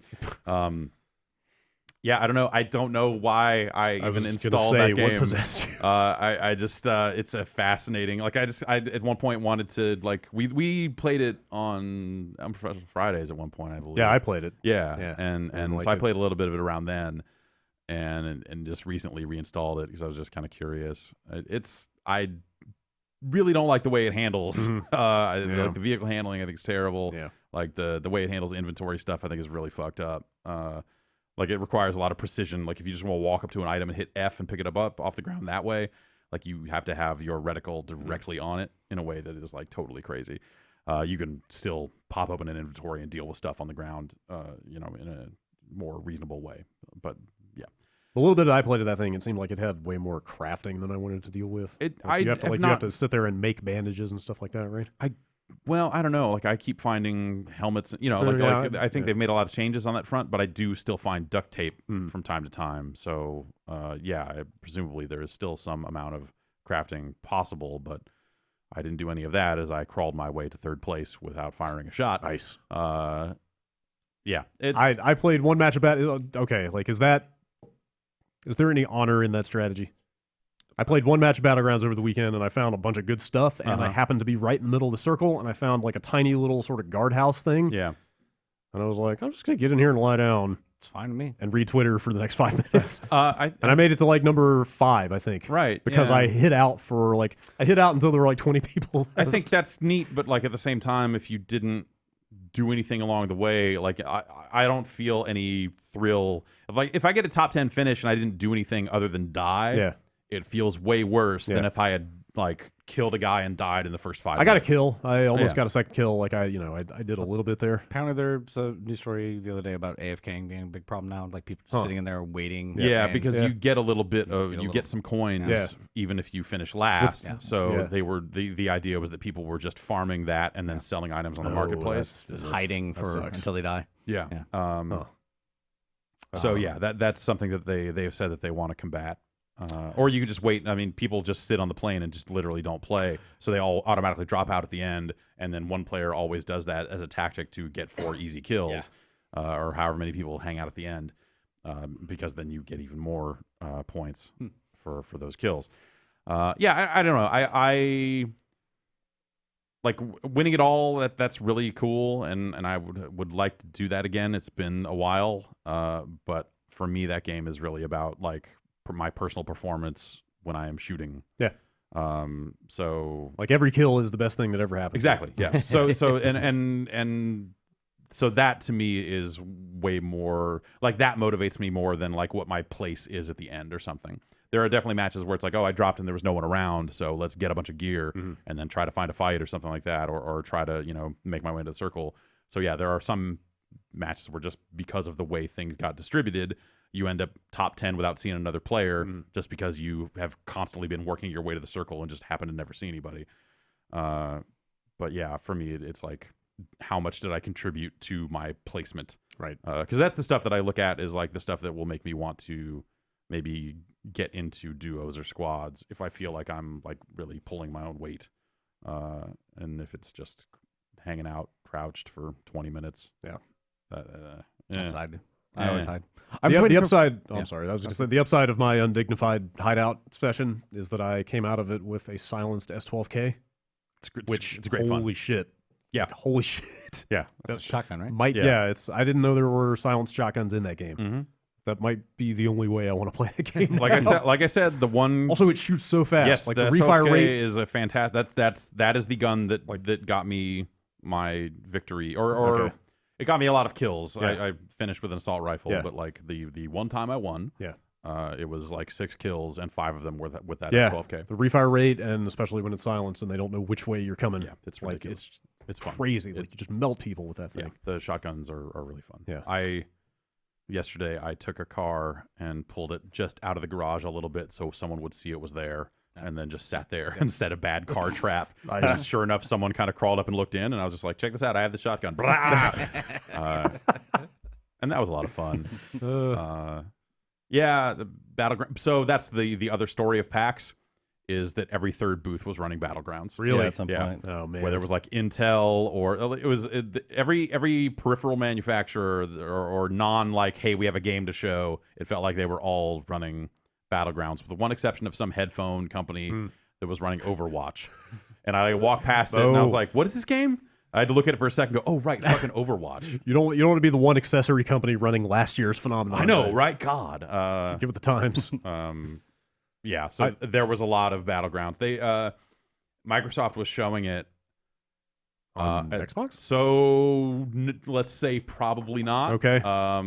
If it was running at a smooth frame rate, I'm going to say it was not the Xbox it was version. not necessarily super smooth, but also they had matches that had like 80 players in them, but only like 4 kiosks. So maybe they had a bunch of people with Xboxes off the floor somewhere on some separate server. Okay. But I think the other thing is that, like Alex said that he saw, or I'm trying to remember if he said he saw it or had talked to someone who had seen it, but a straight up Windows notification pop up and at the Xbox booth. So Nice. those were just PCs under the, like maybe the Xbox One X's were not hooked up down there. Did they have a bunch of those around the show? They were around. Yeah. Okay. Yeah. Yeah. Did you guys play on any of them? No. Yeah. They had. It's just a faster Xbox. Yeah. It was too crowded. And they You know what you're didn't getting. really have anything, showing anything that we have. They were showing Sea of Thieves. Like, Yeah. It was a lot of Yeah. stuff for that. Would have That been we've shown seen at before. Gamescom and some of these Stuff we other- saw at E3. Yeah, Yeah. for sure. So I didn't want to spend a ton of time waiting in line to see anything. So so we made a few passes and walked around and saw some stuff. But yeah. Before we move on, Battlegrounds, they announced that game sold 10 million copies. Yep. Yep. It's coming up on 1 million Good. concurrent too. I think Golly. I feel like I might be wrong. The last time they put out a sales announcement, it was 8. 4. Did they do No, one for they 8? do one for 8. Okay, But that was 4 like was the last time fucking I 2 weeks remember. ago. Yeah, like that thing. I mean, I remember when the Wow. millions sales announcement came out. And I was Yeah. like, oh wow, this thing rocketed to 1 million units. I That hope- was not that long ago. It encourages more games to sell at $30. That'd be great. I'm also I'm at this point I'm waiting. I don't know if that's my key takeaway from this success story, but all right. Yeah. I'm just waiting for Mantling. They spoiled me with that Mantling Yeah. trailer, and I played like one match since that. And thing the one shot that they put out of Gamescom of the new map. yeah, it looks Oh, cool. the city The map? The desert. city Yeah. map was like, Yeah. oh fuck. Yeah, taller buildings. It's gonna be great. Yep. Or weird, like how will the circle work? Because if you're on the 9th floor of a tall building, better what jump, are you gonna buddy. do? Maybe they just give everybody like fucking base jump parachutes or something, and you can that'd just be jump. good. Yeah, like Battlefield Yeah. style. Yeah. I don't know what But to then do it's there. like risk reward of like, well, I can get to the ground quickly, but somebody might shoot me down Right. while I'm parachuting. Yeah, that might be cool. Because like nobody's ever had the experience of shooting down parachuters because everybody is parachuting at the same time. Yeah. What if you did? What How many- if you did? How many Battlegrounds clones do you think are in active development right now? a lot. Yeah, Yeah. it's gonna be a weird. I mean, there were thing 2 some. years There from were now. some happening before this game came out. I mean, I know it's based Yeah, on it's, the you Agent know, of Shield and it's, stuff. you know, And then yeah. even that was based on an ARMA mod. Yeah. Like it's, this Like is the kind game of- type has been around for a while, and multiple studios have been working on games like this. There was a for Grand bit. Theft Auto 5 multiplayer mode just added to that game that is. It's like they're pulling together some of the stuff that they had done in the past, but they are trying to create that experience That could in be great. GTA 5. $300 million later. I think there's enough impetus to a lot of. It's gonna be a lot of weird Kickstarters coming up pretty soon. Help us make our. Well, I wonder because I feel like the game has been done at that scale. Yeah, and so I think you'll end up seeing. And we were wrong about the Nemesis stuff, so who knows really? But I wonder if you'll start to see all of the big names. Like does Call of Duty have this mode? Is Battlefield gonna have a mode? Yeah, like Battlefield is like player count wise a little bit closer to making this meaningful than Call of Duty certainly is. But I feel like that you need that number of players. Like the other interesting thing about King of the Kill is it goes well over 100. Like you'll have 140 people connected to that game and stuff. But yeah, so I think the high player count at the start is a huge part of that. So if they say, hey, we made this mode, but it's a 16-player mode, like fuck off with that. That's not what we're here for. Yep. The stakes are no longer the same. They've definitely dialed in a sweet spot of player count and like match length. So like the arc of the match from like looting to moving to shooting. Yeah, like that. So I think that's the thing well. is in the wake of the King of the Kill update is they said like, hey, we're looking to get people out of the looting phase faster. Is how they're hoping to tune the game. Interesting. In terms of just like how loot distribution, so you kind of make sure that you get a bare minimum of stuff that you feel comfortable with before you kind of move out and start shooting. It was just nice to hear someone talk about one of these games with the concept looting phase, implying that maybe you shouldn't loot for the entire fucking run. Yep. Go on. That's all. Okay. That's all. Also, to be fair, you don't have to loot at all if you don't want to. It's true. You hit the ground with 2 built-in weapons. I got these uncommon fists right here. Depends on your desired level of spice. Ready to go. That is still a very good game. Yeah. Yeah. I guess in conclusion, that game is still quite wonderful. As much as Destiny is burning a hole in my PlayStation right now, like I would just go play some Battlegrounds. Totally. PUBG definitely came up during our panel as well in respect to Game of the Year talks and whether or not rules should be included. Rules and whatnot. So I don't know that we necessarily came to any conclusion. Right. Cross that bridge when we come to it. But I do definitely have.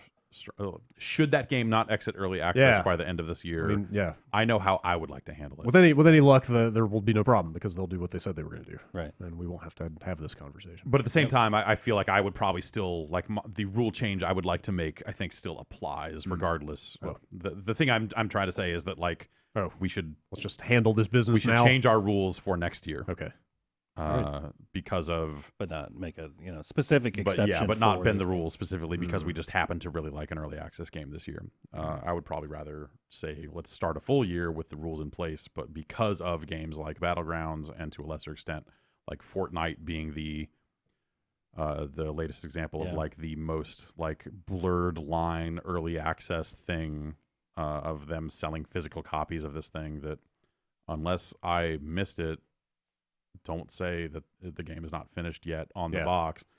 Like that line is blurred. Like people should review early access games now. I didn't always feel that way. This has been the year where I'm like, no, that it's clear that like consumers have a need to know if this game is worth their money or not. They're charging full price for this stuff, even though it's not like acknowledge that the game will change, but also all games change now. So early access has never meant less. Sure.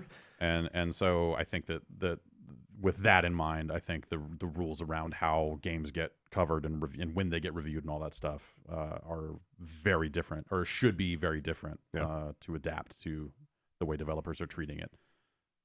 But I also don't think that we should consider early access games for the main game of the year category this year, regardless of what happens. That's my feelings on it. Okay. We can get together and talk about it. Let's see how this goes when it matters. But yeah. As far as like a bunch of other studios making those games, like I feel like we're rapidly getting to the point where this becomes like League did and Dota, where like some of the games are just too big to compete with. All of the Infinite Crisis and like King of Fighters MOBAs that get made in this context are just going to like fall off because like you can't. But also, like, imagine you can't come at the king. And the stakes are way higher because if you think about the way these games work, and maybe someone will come up with a smaller player count version of this that is still fun, or some other on its own, or some other unique hook that. Makes but when I think about what makes these games matter, it like that high player count is absolutely key. And so, if you're launching one of these that doesn't garner a big enough player, like it's hard to find people. Sometimes it is hard to find one other person to play Windjammers with. if I suddenly need to count on anywhere from 70 to 80 other people to be playing a game at a given time, that's not going to happen for, a lot of these games. Yeah.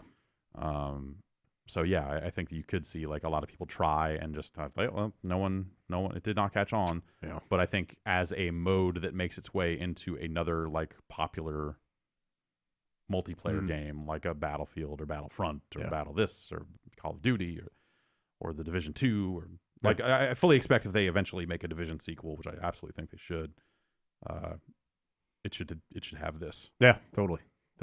The Dark Zone stuff, like some of the stuff they setting. were doing in their survival mode and some of their other modes, like kind of hint at similar ideas. But this scale is fascinating. Yes, Mag was right all along. Who knew? No, it was a little too massive for its own good. Too ahead of its time. Yep. Too massive. Yep. But no, it was too massive and not popular enough, so you never saw enough players. Yep.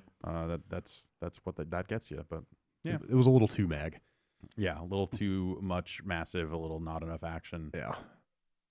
Not enough SOCOM. Yes. A lot of problems with that one. You guys want to take a quick break before we talk about more stuff? Yeah, sure. Let's take a quick break. We'll be right back.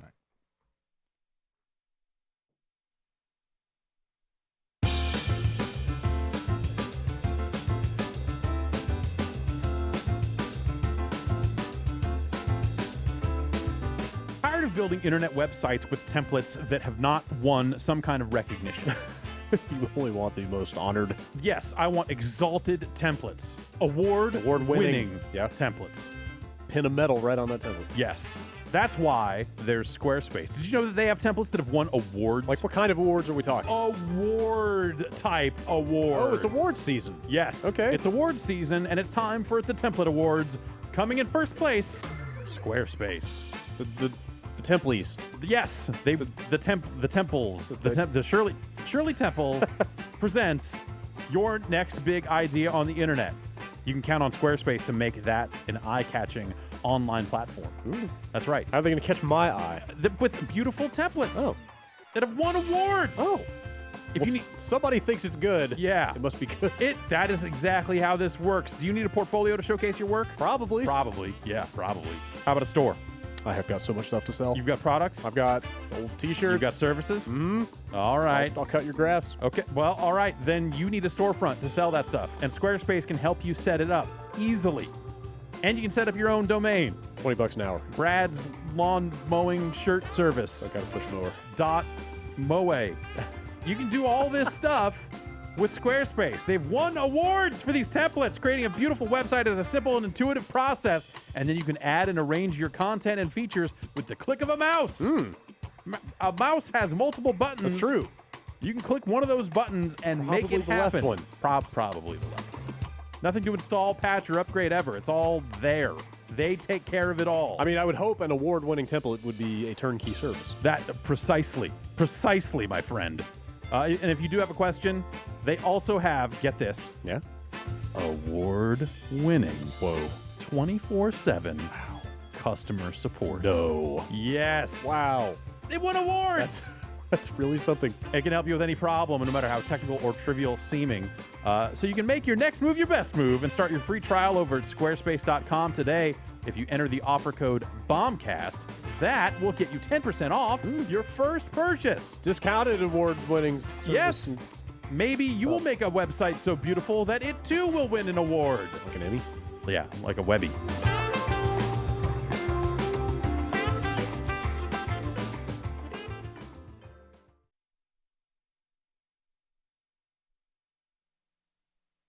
Jason, Hi. how you doing? I just played the news segment off air. Didn't know you love the news segment so much. I'm so I mean, excited. gosh, we can just talk about the news now if we have to.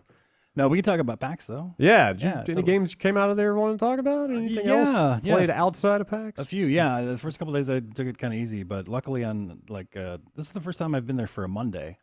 So the crowds were, pretty good actually. Yeah. I tried to make it through like Indie Mega booth on the first day, and I made it about 20% in and turned right around. Yeah. There was nothing I could do. So The thing is just a mass of humanity these days. yeah. So I didn't get to play everything that I wanted to, but there's a few standouts actually.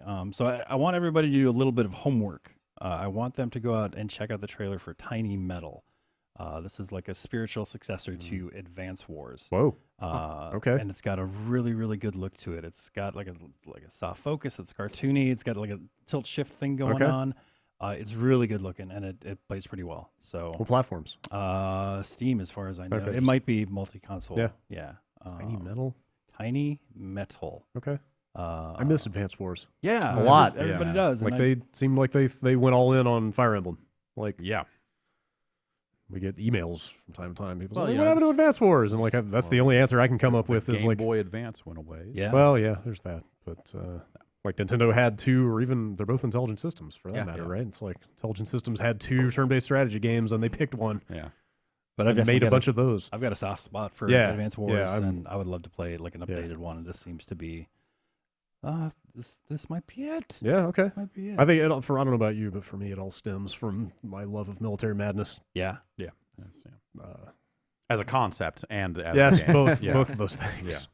I also specifically did not bring my like laptop because I'm like, okay, I'm gonna bring Rabbids, and I'm gonna bring Monster Hunter Stories. I'm gonna play those. I'm not gonna play Dead Cells.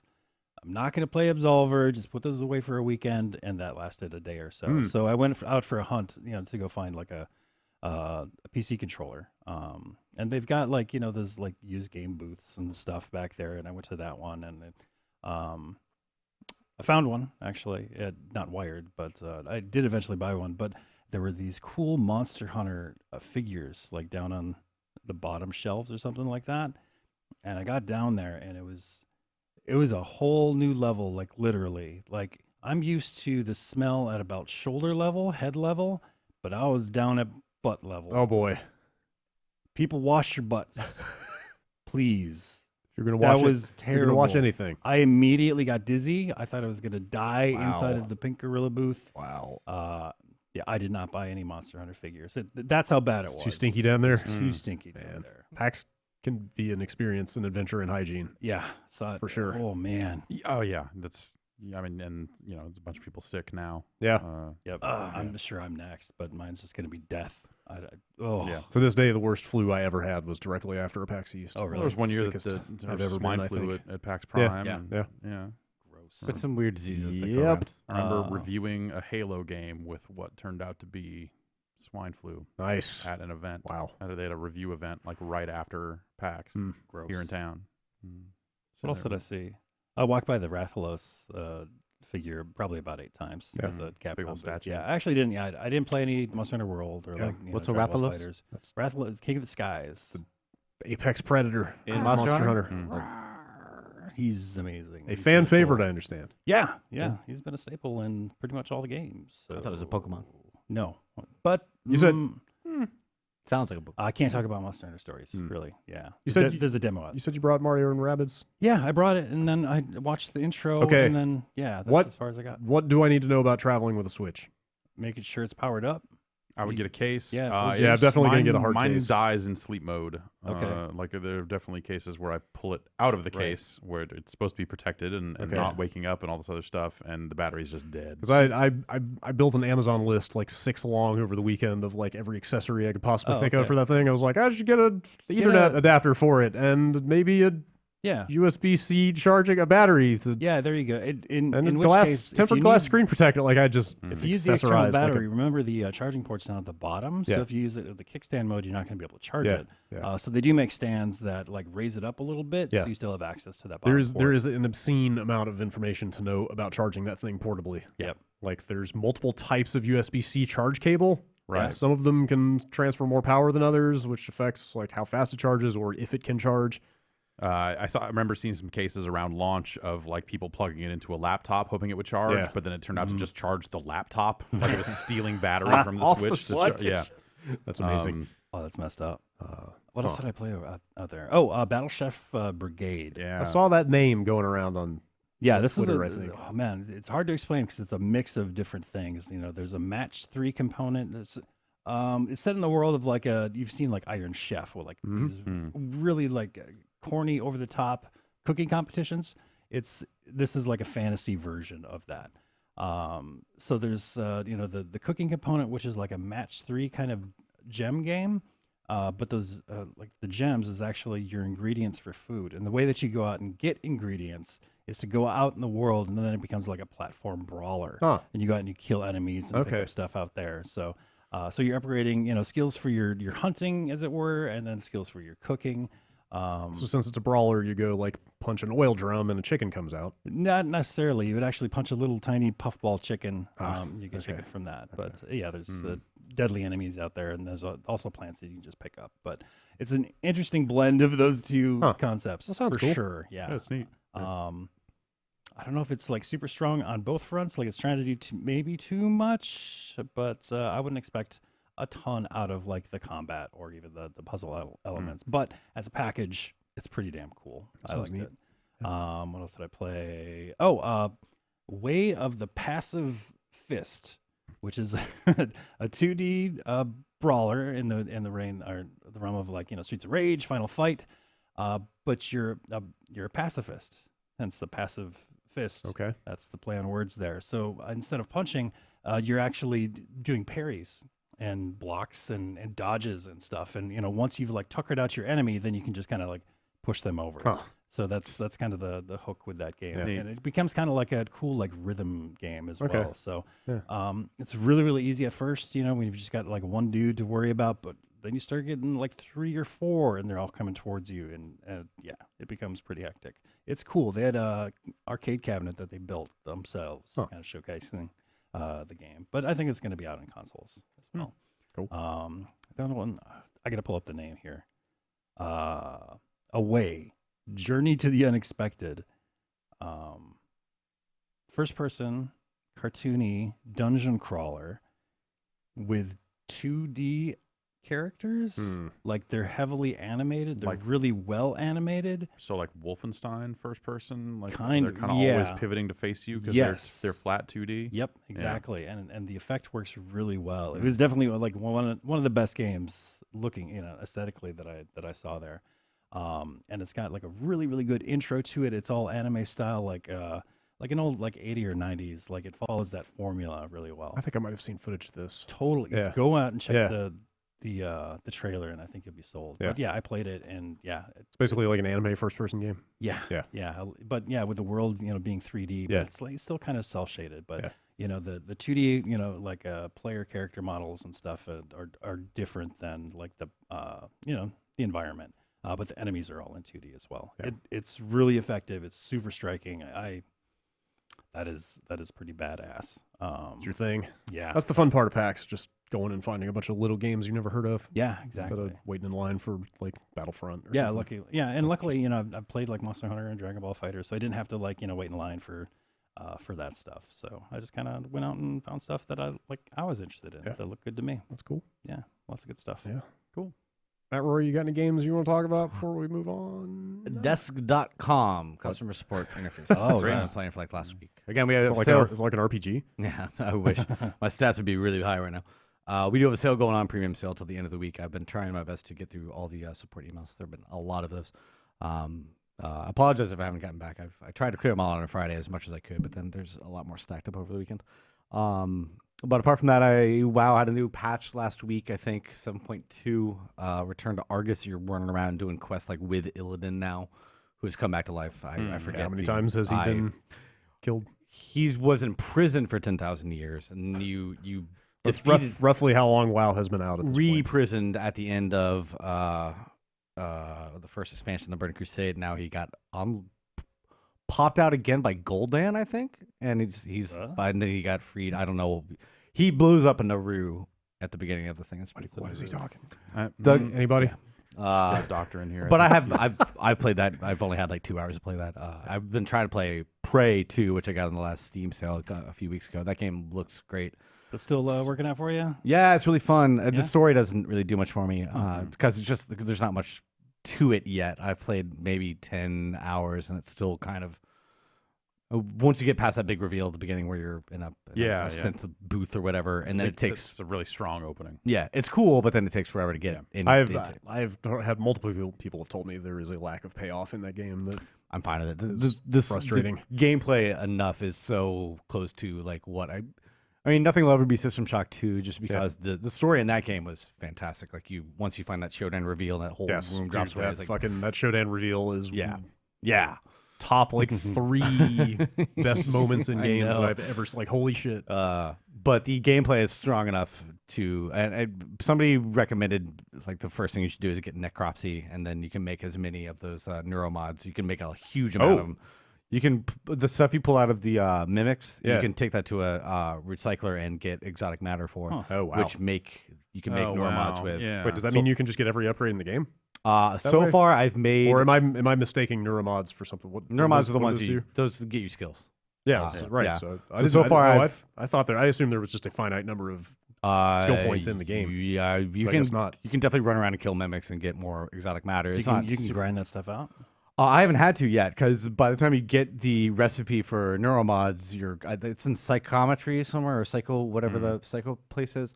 But by that point, if you get to necropsy pretty early on, all the mimic corpses kind of stick around for a long time, even after you go through other zones. But I think I've made 25 to 30 neuromods just off of the exotic matter stuff. So That's a super handy tip, Yeah. because part of the reason why I was like shying away from that game is because I didn't want to be limited. I wanted to be able to just like be powerful. I do definitely whatever had some wanted. paralysis of like, well, it looks like there's a lot of different skill tree paths Yeah. here, and I don't know what I'm kind of going for hacking, repair, and strength, which all kind of have different. They'll block off certain sections of a level from you. I like to be able to go everywhere. Yep. Beyond that, I've heard that getting the weapons eventually become less of a thing. You're supposed to go into the mimic powers for your offensive capabilities, but I've been having a really good time with it. Yeah, there's definitely some frustrating parts where you find a keypad or you can't get past something, you don't know how to get the safe code or whatever, and it could be somewhere else entirely, like a whole nother zone. But so far the gameplay is really fun. I like hacking turrets and carrying them around and stuff like that. I haven't, like I said, I haven't gotten too far. I'm supposed to go to the guts of the ship now, and I'm still on my way there. So I just haven't had time to play much last week or so. But yeah, those are the 2 things I'm really working on at the moment. Cool. Hey, where'd you land with Dishonored 2? You were playing that for a I while. got Did you finish through it? the Clockwork Mansion, and I have the Oh, the that place thing. is so cool. Yeah, it is really cool, and I got almost to the main part of the level after that, but I feel like I maybe did. I was pure stealth with Emily, and I'd like to try to. I mean, I'll knock people out, but I don't do any kills. Yeah. But it feels like I didn't get some of the other powers that people really recommend using. Like there's one that you can link people together and have damage done to all of them. Yep. And there's some Shoot stuff that one in the head and then they all fall down. yeah, so I feel like I'm getting to a point where there are a lot more guard groups of like three people, and I don't have the skills necessary to really take those groups out the way I want to. So I kind of hit a little bit of a wall there, but I still am planning to get through it. But it's been a year and a half at this point, so it's like I'll beat that before I get the new. the get DLC is coming out soon. I hear it is. Yeah, there's a bunch of like the same thing with Uncharted. I haven't beaten Uncharted 4 yet. Before I want to get that before I play the new Uncharted. So I think the new one might be better. I hear good things. I hear Maybe really just- good things. Maybe just play the new one. Yeah. But yeah, I mean, beyond those two, I didn't want to run my PCs. My PC's in our bedroom, and it's a little 500 watt. Shit, Yep. yeah. Yeah, it's a little 500 watt oven. So I basically turned it off the entire weekend. Yeah. I would have had time to. I would have played some games this weekend, but man, I had to take the side off mine. it started acting a little weird. yeah, but I was yeah. like, No, I have a hardware. I have a hardware monitor that does the display temperatures, and my video card alone is like 20 C's higher than it runs normal on Windows, just from being in that hot ass room. So I kind of. Yeah, I didn't want to stress the computer, but I also didn't want to stress myself because it's a little of it. I had Even my a PS4 running on its own in a closed room will get the whole the thing. TV generates Oh, heat, TV like, puts you know, out, there's yeah, all sorts of depending on stuff. what kind of TV you have, for sure. Not to complain too much about the heat, but it was My fucking hot. this was like 15 years ago before I moved out here, but my air conditioning in North Carolina broke for an entire summer one time, and I had to point a room fan, like I take the side off the computer and then point a fan directly All into in it, there. Yeah. or I literally could not use the computer. My favorite It was story. like in the 90s in my house. I don't know if I've told you this before, but when I didn't learn to drive till I was like 27, and I was in Orange County, and I thought my car was just really hot. I thought the engine was just like pulsing heat. Yeah. I didn't figure out till August that I had the heater on the entire summer. Every time I got in that car, man, it's really hot, man. The engine, Yeah, I just guess coming off the old car. floorboards. Yeah. That's a Dan story right there. Yeah. And no, I was poking around with the air conditioning, and I realized I had the heater on the entire summer. That was That's my fun air conditioning. Well, you were directing heat away from the motor, which is always good. Oh so. man, that was a hot summer. Wet hot summer. Yes. Mm-hmm. I forgot a game. Yeah, you forgot the game. I forgot the game. The game? Knack 2. Oh, I played it. So did Ben. We played co-op. yeah, I saw some of the quick looked. It's Knack Yeah, with 2 players. The first game had some co-op. Did it? In it. Okay, Yeah, I- pretty yeah, it sure. did. Pretty sure. Yeah, I was worried about that because I could have sworn that definitely- they made a big deal out of this game having they co-op. definitely did. Yeah. like they were like Knack 2, and then the initial trailer Yeah. was like, hey, there's another Knack. That But, like, led, that's that led me to believe like, well, surely co-op is the new thing here because of the But way I'm- they're promoting it. yeah. Yeah, there was co-op Yes. stuff. And Okay, I'm not I crazy. can't. I'm almost positive. cannot- I cannot- I've wiped a lot of knack from my brain. Yeah. Yeah, I can't say that I'm exactly a connoisseur of, I of don't Knack. think I played the co-op, but I'm pretty sure they had it. Anyway, I ended up playing Knack 1 on my Friday stream, though. what? Why? How'd it go? You know what? Okay, It's got the best PlayStation 4 Pro support of any game I have ever seen. I will Knack give 1? it that. Okay, all right. You boot that game up, and a system level message pops up and says, "This game has 2 graphics modes. Do you want performance or do you want quality?" And you hit a button, Quality. and you get 60 FPS or pretty whatever. Okay. Like I was like, all right, okay, I'll give him that. Yeah. Mark, Of course, Mark Cerny is going to put something Yeah. like that in his game, Yeah. and then it's Knack. So you played Knack 1? Yes. After having played Knack 2. Well, because Knack 2 was under embargo. At Right, the right, time, right. and could not actually play. So Knack 2. what did you think of Knack 1? Well, I played a bunch of it at launch. Okay, Of- but having played Knack 2, does it seem like Knack 1 is noticeably worse? Or were people overly hard on Knack 1 and it's really been fine all along? Oh, I don't know if either of them are fine. Okay, Fine? all right. 'Cause Fine the right word? Okay, I feel like you guys coming out of the Knack 2 quick list It's were like, okay. this game's all right. It's not offensively bad. Okay. It is tolerable. Okay, that's a little more measured It is. than Wait, was Ben talking some Ben yang up Ben there was a little about? more like, yeah, I want Oh. to play, yeah, Knack The 2. impression I got, like sitting in the control rooms, you guys were having a good time. Ah. And actually, like, didn't No, you no, even no. at the end of it like say something like, we were not "Yeah, having I could play some more of this. we were not having a good time. We were having a good time. You were having a good time. We were Okay, having all right. a good time. I think Okay. I think it was more was a good surprised time. that you were having a good time. It was a good time. Okay. It was all right. I remember, so I did not finish Knack 1, but I played kind of a lot of it. That at game's some- all right. and I remember thinking, It's like, this game is not like great. Yeah. I mean, it's a don't- lot- it's parts a- of it I wouldn't call good, but Like it's a launch game. Like, I did it's not very have a simplistic. hatred for it. Yeah. And then Yeah. I forgot that Alex did review it. Yeah. And He did. fucking hates Knack 1. Like, oh, right. Yes. Most of that hatred, I think, came towards the end of the game. Yeah, but- yes. Yeah, maybe it was having to finish Knack that Yeah. made him Uh, feel a certain way. Yeah, so I think being able to walk away from it before it, took a turn and, Yeah. and got way bad, Yeah. maybe helped me. But yeah, I'm okay. All right, that's It's okay. Okay, It's that like, makes a little I more don't- sense. I don't 'cause, know. like I said, I think like I talking feel to like Ben and a couple other people, they were like, Knack 2's all right. you know what people love a good redemption story, and I Sure. wonder if that narrative maybe got I away wonder. from him a little bit. Also, I think like people have forgotten what Knack 1 was in Yeah. some cases. Yeah. So like, This is- 'cause like I this is said, that. I think there are parts of Knack 1 that seemed absolutely acceptable, if Oh. not slightly better. Oh. And then Knack 1 became like the big joke that it became Yeah. kind of Yeah. later. And I don't even know that Knack 1 was that big a joke until they announced a Knack 2. I think it was Oh, really? once Knack 2 got announced No, was Knack, when Knack 1 was well, a huge joke, and then Knack yes, 2 made but it became a different joke. Knack, yes, Yeah, exactly. That's what I mean. They rewrote the narrative. yes. on Knack. It's got a couple smart co-op things in it. You can warp to the other player, which is nice when you miss a that jump. is actually a really, really smart idea.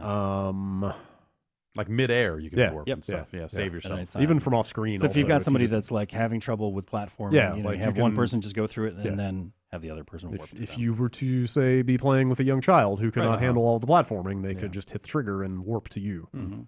Um, The I like that in the cutscenes both knacks mix into they one knack. merge. That's Like funny. they only animated one knack Yeah, in the yeah. cutscenes, but all the blue parts of player 2 knack like absorb. You can see them like throughout Okay. like All right. regular knack. That's a great I thought way that was a to funny, justify that was a whatever funny little the bit two of some Knack attention thing. to detail. Sure.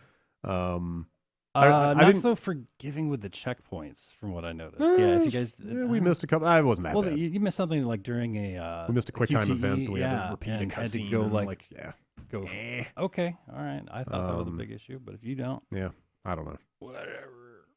It's- I guess I also remember Knack 1 being like a little difficult in spots, like in a way Unnecessarily yeah, so, yes, yeah. exactly. It was Yeah, like, there's some- for your lighthearted weird game, Right. yeah, there were some parts of it that For just your seemed mascot Definitely- style. Definitely some Cool. timing based stuff where you have to like reflect projectiles back at Mm. people and stuff like that. But That seems cool. what I played of it was fine. Yeah. But it's a NAC game. all right. It is. There was not some sea change Okay, from NAC 1 to 2. It is more of that. okay, Yeah. that makes a little more sense. Yeah. Let's talk about news. Man, Got it's it. right on top of Got it. it. Okay, I should probably open this laptop where the news shit. lives. It's my not laptop, even the ready. home of news. Yep. Let's see. Not a ton going on. You want to talk about all this Capcom news first? Yeah, sure. What you got? I don't know why. I bought so many Capcom pins. Oh, I got so many pins this year. I don't know why. Like they had a Monster Hunter one. Do they I still got do one that? from the Mixer booth. I got Penny some the arcade. Penny arcade Yeah, thing. and that was like the first one that I'd ever Yeah. received. But yeah, Is the- Monster Hunter, I had to get that. I got one for Salt and Sanctuary. Got one from Mixer. I would- I I got would- Poogie pins from the Capcom store. Mm. Those are fucking awesome. I bet a Salt and Sanctuary pin is kind of cool. Yeah, it is. Is there some like metagame wrapped up in that, or is it just a So you, It's like, we should collect all the people, pins. reason to people get trade pins? them, and Okay. but there's so many of them out there, Yeah. and they're not even specifically branded to like whoever's giving them out. Yeah. Like that Mixer one doesn't say Mixer on it. It says hype, and it's got this little robot on it. It's just cute. So people get together and they'll trade pins. Like you've heard of people trading pins at like Disney World Yeah. and stuff. Yeah, it's the same kind of deal. So you could have traded pins at lot 39 Oh yeah. of PAX, which was giving you free cups of instant noodles. Oh wow. Taste test some Prepared? Monster, yeah. Like pre-prepared noodles. Taste test some Monster Energy drinks. Man. The real PAX. I see that, so I did not find that part of PAX. It was. I right found in the part of PAX it where there in was the a pamphlet. sweet Mr. Do machine. Damn. So I saw a Killer Instinct yeah, game That and was- a Killer Instinct 2 cab. yeah, that was I think 3 cabinets down from Mr. Do. Gotcha. All right. This is probably not the biggest news of the week, but Capcom's making. You know what? Maybe it is. Yeah. Capcom's making a new puzzle fighter. Yeah, they are. It's kind of crazy. They had that there. Oh, did you? playable. Oh, did you guys see it? Yeah. I Did you play it? Yeah. Yeah. It is. Yeah. Straight up puzzle fighter. Okay. Yeah. So like. It's mobile only. It's iOS and Android. They- Which initially sounds fine because that game should play. It's fucking match. Right. Well, it's got- not. it's It's not got- match 3, but it is match 3-esque, so Yeah. it should play fine on a So touchscreen. the Yeah. gameplay is absolutely the same from what I could tell, but the aesthetic is like they're all like chibi 3D models. No, that's. The art Oh, yeah. makes It's me not- want to Oh, is it- die. is it not It's good? Not great. I didn't think it Like, looked that I can bad. get behind some hang cutesy on. looking characters. I feel like I need to pull up this but- trailer again. When I think about what the original Puzzle Fighter did, I mean, yes. like, so and granted, it's not the part you're staring at because you're busy Sure. playing the puzzle game. Yep. But I always liked the look of the chibi Street Fighter character sprites Yeah, same. and stuff and Darkstalkers from that and from Pocket Fighter. Mhm. And Oh, totally. I just think that these 3D models look like fucking Yeah, terrible these are shit. they're- Like in the they're trailer, not- they've got him talking and stuff. And you're just like, fuck you. this Yeah, looks in motion they're terrible. not great Ugh. either. Yeah. Yeah, Kind of grody. But hearing I'm that like the probably gonna gameplay play is the game. intact, that's it should, cool. Yeah, it should be Yeah. fun. Yeah. did you get any sense of? I mean, is it free to play? Did they say? It sounds sounds like- like some of the menus that I saw. Yeah, I think Because it so. sounds like it has hella cards in it. Yeah, Mm. Like there's Okay. card packs to open and stuff like that. yeah. Mm. I wouldn't be surprised if it was. I'm not sure that they have announced that. In fact, I am looking at it in this trailer right now. They're like you build a deck of cards basically with characters on it. yeah, I don't even know how that plays into gameplay. Also, it's a bunch of other Capcom characters like Mega Man and Yep. Frank West are in it, in addition to Street Fighter and Darkstalkers, and Dante. I guess that makes sense. Yeah. But Yeah. I played one match and I kind of bounced off. It's like, okay, cool. Yeah, Mm. I'll probably get this when it comes I out. will I will play some more Puzzle Fighter. Hmm. When they announced it, I originally thought it was new Pocket Fighter, which Yeah. That'd have been would weird. been even weirder on a phone. But Yeah. Nah, shocking that a new Puzzle Fighter is happening and there isn't more enthusiasm. But I guess that's free to play mobile. Yeah. And well, honestly, kind of like tempers the I just think the art in that trailer looks so fucking bad Yeah. that it's hard to like even hearing that the gameplay is intact. I'm still just like, we'll see. I Mm-hmm. don't know, because it just looks like shit. yeah. Yeah. Capcom is also releasing a new $100 cartridge of Street Fighter 2 for Super Nintendo. Yeah, I am 8-bit is selling these things. Yeah. I think, right? Yeah, I anniversary. I guess 30th. 30th. Jesus Christ. Wait, Of Street Fighter 1. Yeah. It makes sense.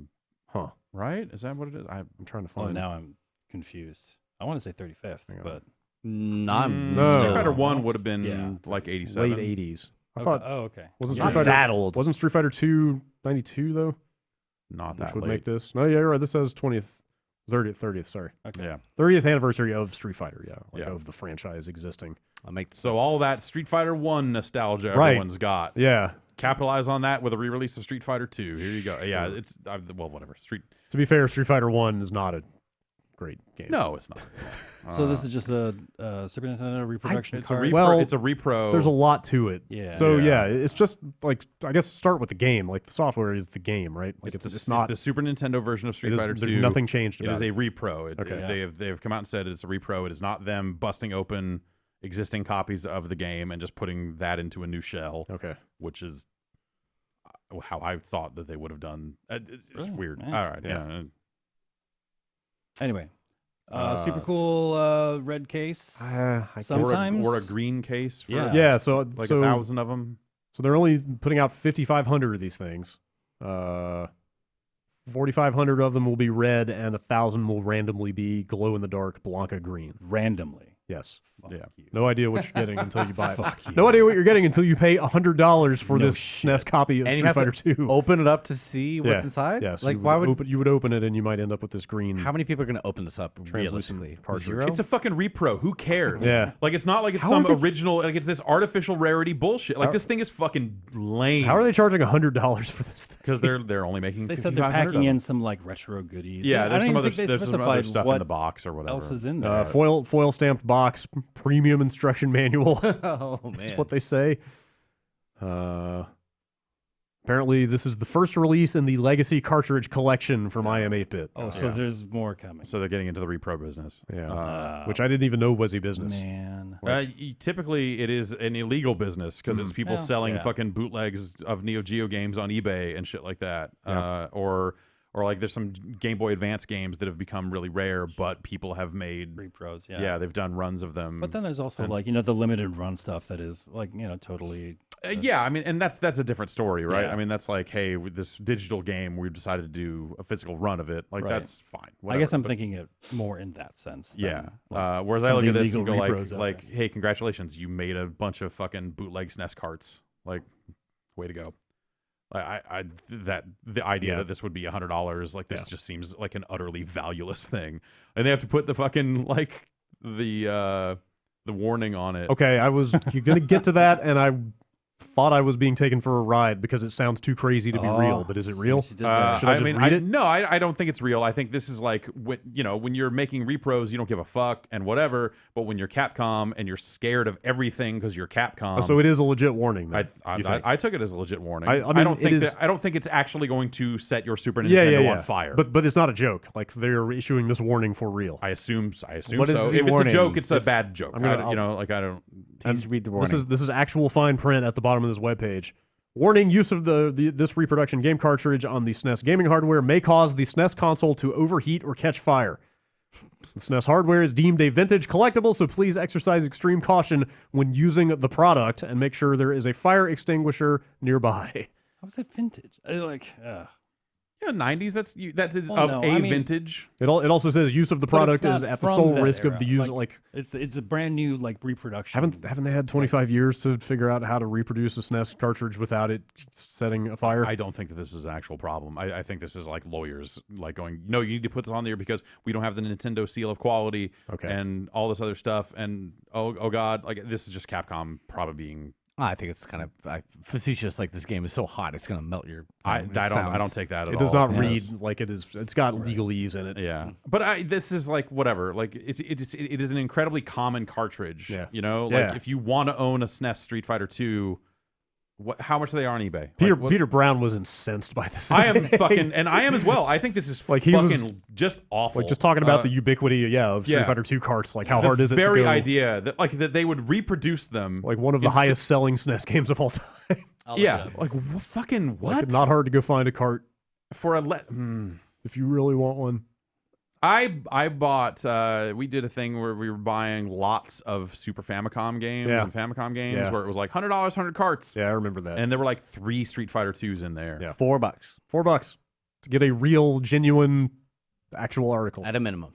Yeah, like this is That won't set your Super Nintendo. that theoretically won't set your fucking console on fire or cost a bunch of money. And hey, granted, it won't come in translucent plastic or whatever, but you could make your better one of these by go find someone who will make you the shells and put a real Street Fighter 2 board in it. Yeah, Man. Instead of this well, whatever. The software's the same. I just this is just gross. Yep. I think it's super disgusting. That they're doing. I would somehow be more okay with it, and maybe I shouldn't be. But if they were buying 5,500 copies of Street Fighter 2, busting them open and putting the real boards into new shells, like somehow that I would at least feel like, okay, well, there'd be some degree of legitimacy there. Yeah, It almost feels like this was supposed to be like a collector's edition for some Street Fighter game that they just kind of didn't wind up doing or something like that, and sold it by itself. Yeah, I think it's gross. it comes off as pretty opportunistic with like the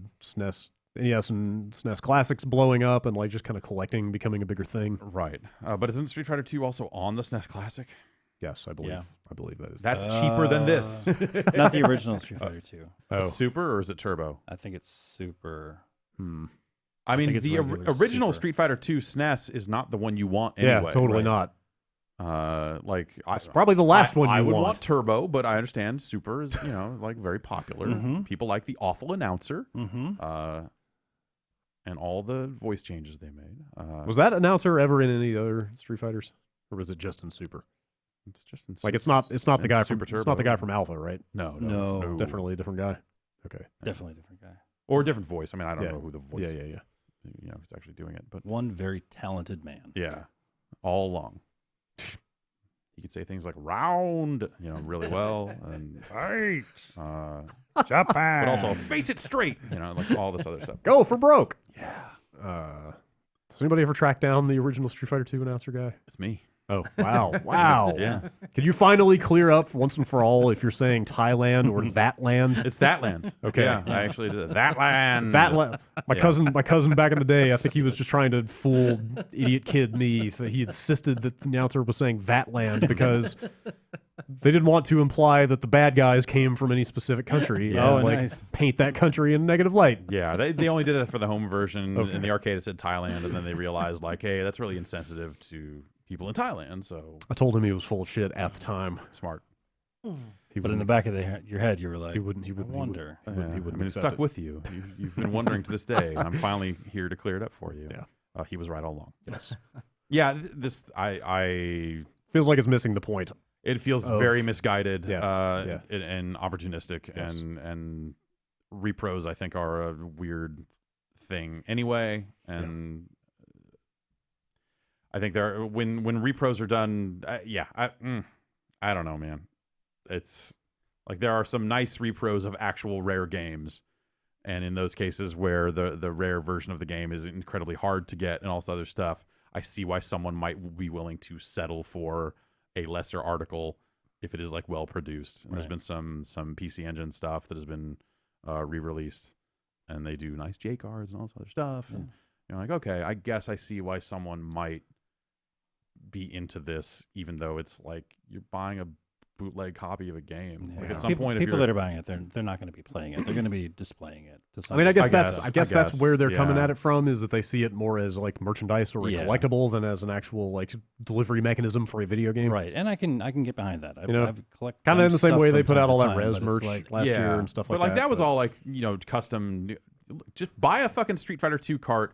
If you really want custom hot fucking merchandise to honor Street Fighter 2 for the Super Nintendo, get the original cart, drill 2 holes in it, run a fat rope chain through it, and wear it around your neck. done. Once again, I'll ask somebody to Photoshop that for us by the end of the Yes. show. Honor the genuine article by destroying one of them and thus making the rest of them in the marketplace somehow just slightly more rare and thus valuable. I would love to see somebody. Man, Somebody, I feel like somebody in the rap game should be wearing that. I need that spray painted like a gold gold at that dipped. point. Yeah. I fully fully endorse that. 30 years is a fucking long time. Though. Or go buy a Street Fighter 2 cabinet. If you really love the game so much, go all the way. That's what I did. Wear Don't that do around that. your Get the neck. real thing. Those are probably still in fair numbers, right? Yeah. I mean, well, if you're looking for a full, complete cabinet, all the same side art, all the other stuff, well, whatever. That game was so popular that yes, you could find one. $4 Here's- on eBay, right? Yeah, here's- $4. No. Here's one. How legit is the pinball company? Because they're selling one for $3,000. $3,000. That's Yeah, too. that That's seems that is way too much high. money. Refurbished. Starting at $264 a month. A month? If you want to finance your Street Fighter 2 Is this cabinet. a rental thing? Well, it's probably it's like a renting. finance thing. Well, I would It's thought like that maybe they rent it out to arcade or something. For Maybe. that amount of I money. don't know. $3,000 if that thing's in pristine shape. No. That's probably You do not that's pay probably crazy. $3,000. That's probably for a Street crazy. Fighter 2 cabinet. Here's a bunch on eBay for more like $800-900. yeah, that's. say. 500 is a good deal. 1,000 is probably top on that. I want to say that we paid $500 for that one that I've got, and then the monitor went. Well, we kept it in a very wet bar. Kept it in a very damp room for a while. I'm sure Yeah. that didn't help. Yeah. If you just need the board, like the board itself, if you've already got a means to play arcade boards and the buttons and the kick harness and all that stuff. Boards are cheap. Or if you wouldn't need a kick harness. Anyway. Lastly, they shouldn't. Don't spend $100 No. on a fucking fake Street Fighter 2. don't do it. Don't do it. Lastly, in the Capcom news roundup, they're putting out Dead Rising 4 on PS4. Yeah. Speaking of Frank West, I didn't. When they announced that, I had no idea if Dead Rising 4 had even come out at all. Yeah, kind of came and went. Yeah, it's been out on everything else. Like it's been out on Steam for months. And Xbox One. It came where out on originally Xbox launched. One and Windows Store, and then hit Steam a few months later. And this is a big package now, isn't it? The full title is Dead Rising 4: Frank's Big Package. Yeah. Like his dick, right? Oh, Boom! You got it. He's covered wars with his dick. He's like the Joey Ryan of the investigative news game. Yeah, it's got all the DLC Who's in the third one? in It that was package. The third one or the fourth one? third one. Third Rico? one was Rico? no, Rico's from Just Cause. Nick, Nick. Okay, wasn't it? I Yeah. forget. God, now you got me doubting it. Pretty sure it's Nick. But it wasn't Frank West in No. Dead Rising 3. I always liked that about the Dead Rising games, that every game had a different protagonist, and then they just went back to the well.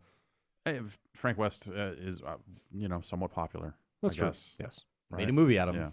Yeah, sure. Dead Rising 4 is not a terrible game, but it's like the least Dead Rising game that they have made. It's a weird thing to be like, hey, we're re-releasing this thing. And, Yeah.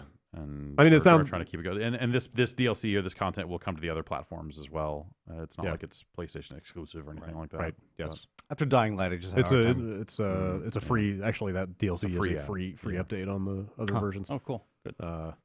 Yeah, I mean that game's all right. It's not bad, Yeah. but it is largely the one that- largely starts kind of feeling like a generic open world game and Yeah. not so much a Dead Rising game. You guys are saying this one went way too far with the wacky weapons, or dialed it way back? I Yeah, kind remember of. That one was of the those- thing. Okay. Like that was kind of the thing, was the crafting.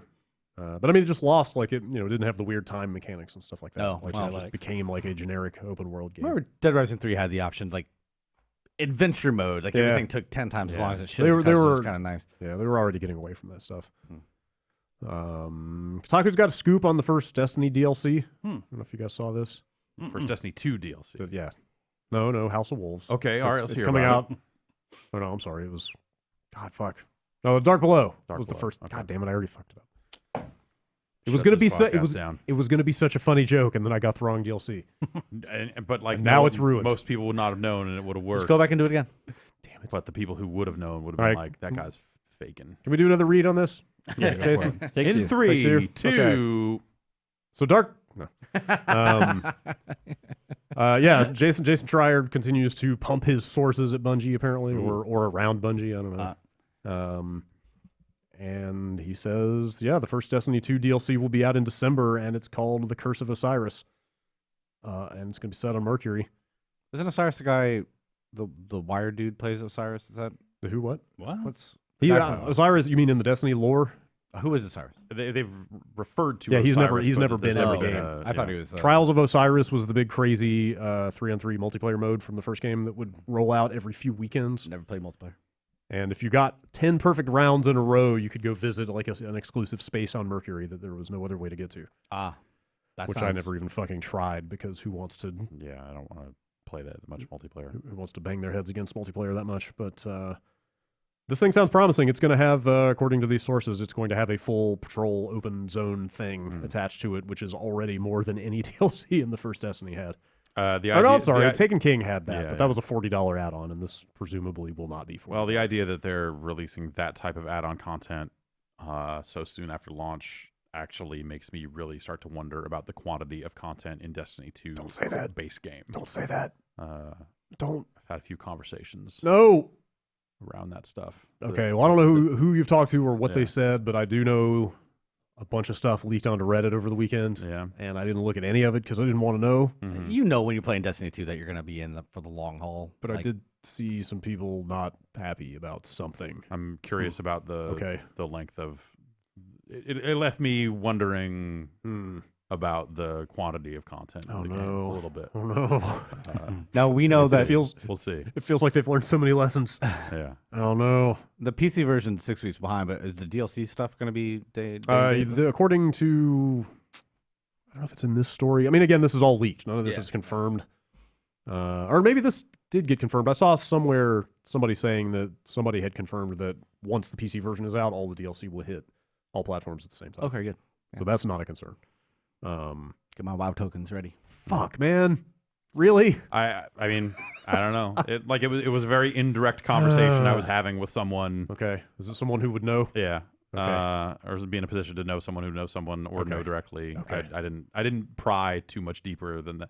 Look, man, I was in Seattle for a while. Yeah. Like, I get it. Like Bungie had their, their launch party Yes. No, I get it. on Sunday night. A lot of people in that area would know things Yeah. about Destiny 2.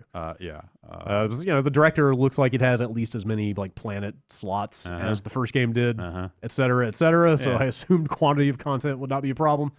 I mean, I would not characterize my conversations as implying that there is less content than there was in base Destiny 1. Oh. But I might infer that it was similar. Okay, that I expected. Yeah. Like, again, looking at, it looks like there are 4 planets, maybe 5 Yeah. things to land on. I could probably be okay with that. We'll see. If they do more within each one of those, which it seems like they may be. Yeah, it seems like they're making better Yeah. use of the space that they do have and stuff. So maybe that'll go a long way. I think I'm okay with that. If a more cohesive story would certainly help. like I said, when I hit that first open area, it seemed like there was more to do there, Right. than there had been before. So that's probably fine. Yes, But we shall see. You have a Sparrow early on? what's that? Do you have a I do Sparrow? not yet have a Sparrow. Okay. I'm in the first open zone, and I don't have a Sparrow to ride. So, I mean, I haven't found the Pop-Tarts at Target yet. So, like, how would I Exactly. What? How would you have a Sparrow? until I get? What do you get from Pop-Tarts? You get a custom video game bike. I mean, Red Bull did a custom Sparrow in the first. Oh, that thing was so good because Yeah, it was not overtly Red Bull branded. It was just a Sparrow painted those colors, in Red Bull can colors. It was tasteful. So stupid. It was very Wipeout. It was tasteful but stupid at the same time, Yeah. which is like really my brand. Red Bull, I feel, is one of the few brands that I am 1000% okay with appearing in video games due to Wipeout XL. Yes, sure. But yeah, apparently if you get the Destiny branded Pop-Tarts from Target, you get a unique Sparrow, but not if you get the Destiny branded Pop-Tarts from anywhere else, is my understanding. So, Target Changed my had buying habits. specific Titanfall 2 stuff yes, as well, so I had to hunt around. Buffalo did, Wild yeah. Wings stuff in Target. I don't really wanna fucking hear that can't name talk about anymore. Buffalo Wild Wings. What are your flavors? What's your pairing? I tried garlic parmesan and Yep, honey Parmesan garlic. barbecue. Yep. That was a good mix. Okay. I guess. Okay, is that what Dan recommended? Yeah. I got whatever Dan recommended. Yeah, that was the one time. recommended. The captain recommended. There's a mod pizza on Alameda now. You know that little Really? pizza shop? Yeah. that Yeah. always I just everybody saw always that, goes to. yeah. Oh, that's awesome! I didn't know Yeah. they were going to move down here. That's exciting. I had no idea. Yeah, it's, we haven't gone in yet, but They're like a- it was packed by the time It's we like walked by. it's like a sandwich shop for pizza. You go in, they It's- just got like vats of stuff, and you tell them what you want on there. Warm I was- pepperoni, motherfucker. I know that's basically what I do, just Yeah. pepperoni. But I've going. always liked that one up at PAX. Yeah. So, exciting times Uh-huh. in Alameda County. Yeah, great. It's hot and there's pizza. Hot and pizza. And nuclear vessels. What? The nuclear vessels. Okay. A little too much nuclear this weekend for my taste, if you don't mind. All right, fair enough. Let's move on. These pizzas are hot. They're radioactive. They're practically glowing. Oh boy. Nintendo confirmed that the Miiverse is shutting down in North America as well. Yeah. On November 7th. I've seen some folks talking about different efforts to try to preserve the entirety of it. Yeah, I wonder how. Yeah. So I don't know about the entirety of it. Scripts and Okay. No, I mean people are like trying to archive Yeah. websites. Well, yeah. and What I all mean, this what I other- mean is, I don't know how successful that'll be. Like, I wish them luck. Yeah. But shockingly, Nintendo is offering a service to let you back up your posts. What? Did you see this? Yeah. If you can submit like a request Okay. for Nintendo to back up all of your Miiverse activity, Put it in the cold storage and then bring it back. Yeah, at some point? they will literally send you a zip file Huh. after the Miiverse is taken down. I'm going gonna to do all that of your stuff because I want that funky barn thing I posted. Yeah, do it. Who were you? Were you burned with me? Was that you? That was Wario. No, that was something I think someone else. Somebody made else sent that. Yeah. Right. Yeah. Okay. No, it was on the Wario draw game. Right, It was but on I the don't- Wario but I drawing mean, I game, don't- but I don't know I who don't think we posted it. drew it. Oh, Yeah. I have no idea. But Is yeah, that game you still can- going? Wario? I mean, presumably until this shutdown. until yeah. the November So until we'll November have to, 7th. we'll have to yeah. get that in one more time. Yeah. Final Yes. stream. Yeah. Yes. I wonder what will happen to stuff like Smash Brothers that would pull Miiverse posts. Yeah, Presumably, like a game like that can exist offline. I'm sure. so I'm sure those games will work. we'll have without it. fallback. Yeah, but but it's like just- it's a Mario bummer. Maker had really great use of the Miiverse. Yeah. For commenting on levels and stuff, and that was fun. Yeah. They've got to have backup options for when you're not connected to the internet. They Well, do, I'm sure it'll yeah. work. Like It's just default ones that just show Yeah. up. but it will be diminished. Yeah. You know, it will be it will be less than what it was. Yeah. I'm sure it was just like not the easiest thing to moderate. Yeah, And yeah. We'll get to that. I remember, early on them talking about they've tried to think about a lot of different ways people would draw dicks. And Yes. try Yes. to machine learning. We got Hot dog. We dick got, detection. hot dog. we got some Yeah, email- hot we dog. got some emails about that topic. I don't want to hear about hot dogs either. No. Also, in the brief little fact that Nintendo posted where they talk about the backup stuff and everything, there's also a question that says, "Will you be implementing a similar service for Nintendo Switch?" And the answer is no. Yeah. They flat out said, "We have no plans for blah blah blah," which fucking sucks. Like, as much as I love that device and the way it works conceptually in terms of portability and stuff, like it just makes me regret the problems with it that much more. You know, Oh yeah. voice chat stuff the and the Switch- lack of Miiverse, like. yeah. Like that system interface is like amazingly direct and simple and elegant and quick. By Nintendo, like the Wii U interface was so fucking bad. Yeah. That like using the Switch is a joy, except for the like 3 things about it that should be That better. should do, but they're not going to announce, "Hey, yes, we're bringing the Miiverse to Switch" in the bottom of a fact. Oh, no. So No. I'm not saying nothing will ever happen Yeah. there, but I'm not holding my breath. no, I wouldn't either. Just like I just even in light of the revelation last week about the voice chat stuff. right. I'm not yeah. I'm not expecting that to ever actually get implemented, even though they could. But I would love to see some kind of Miiverse equivalent or something. Something. It needs Something. something. Some way to determine if like this friend request I got from you was actually you. Yeah, it probably was. It says But- you know this person. Yeah. It's Brad That's my from first the name. Wii U. And I'm like, fucking, I don't, what? Here's how you know it's me, because I picked Rossetti instead of Tom Nook Yeah. for my icon. Yeah. That's how you know it's me. But yeah, like what's the point of the friends list on that thing? Like I guess I can look at what games people have been playing. You can That's about invite, you can play Splatoon with friends. Yeah. Yeah. Yeah. For now. Yeah. I hate myself for wishing that thing had achievements, but I wish it had achievements. Yeah. That's it. Or something. Something like that. Some kind of fun Something. trophy case to compare with players Yeah. what you did in games Yes. instead of just like Yes. you played Zelda for 120 hours. Yes. Yeah, if they just modeled a little trophy that Yeah. sat next to that, I would probably be happy. Okay. Finished this game. It's easy stuff. Even would be fun, Yes. social even. Yep. That would be good. All right, let's read some emails. I'm going to scroll to the one about the Miiverse first. It was sent to bombcast@giantbomb.com. Mm-hmm. From Kevin. Following up on a discussion y'all had last week regarding the end of the Miiverse, I wanted to comment that moderation is evidently a pretty serious challenge here. My nephew was over at our house last weekend, and we spent some time playing Super Smash Brothers for the Wii U. He would often pick the Miiverse stage as he enjoyed reading the cheers and jeers that would float in and out. I knew we had a problem when I heard him read out, "Fuck Jigglypuff." That's not a problem. That's just true. And That's not true. Do not. And for depressing but foreseeable reasons, I learned that I couldn't reliably pick my main, Zero Suit Samus, if we would be playing that level. Yeah. How does that level work? I'm unsure if this is the It's result. it pulls Miiverse posts that are specific to the characters that are being used. Yeah, so you can imagine what the Miiverse posts about the lady in the spandex catsuit would be like. Flattering and Respectful. positive. Yeah. Uh, I'm amazed he sent an entire email about this without talking about pictures of dicks, but maybe that is the one thing that gets moderated effectively. maybe that's the only thing they built. Yeah. Yeah. Um, all of their efforts at machine I don't learning know. I Yeah. could draw some weird looking dicks. and I could get around algorithms it. has gone into dick detection. I'm a dick detective. Uh, A dick, you might say. Yep. All right. Moving on. Here's an email from Christopher. Zero Suit Samus walked into my office. Legs as long as 2 dicks. Sorry, that's all I can see. That's all I've been trained to see. Go on. This email from Christopher has no body. It is just a subject line. Just a dick. It is all caps. It says, "Would you rather eat raw eggs or raw bacon?" Isn't raw eggs? Can't you get salmonella from them? Or not Yeah, pasteurized? but can't you get trichinosis from raw pork? I'm not a scientist. Wait, really? I'm just playing one on TV. Why'd we hire you? Uh, You're not a Rocky scientist. drank raw eggs Yeah. to Yeah. fight better. Right. So I would That's- if I was forced to do one, I would do that because Yeah. I saw it in a movie. Yes. Mm. Right. the chorizo guy gives us unpasteurized eggs.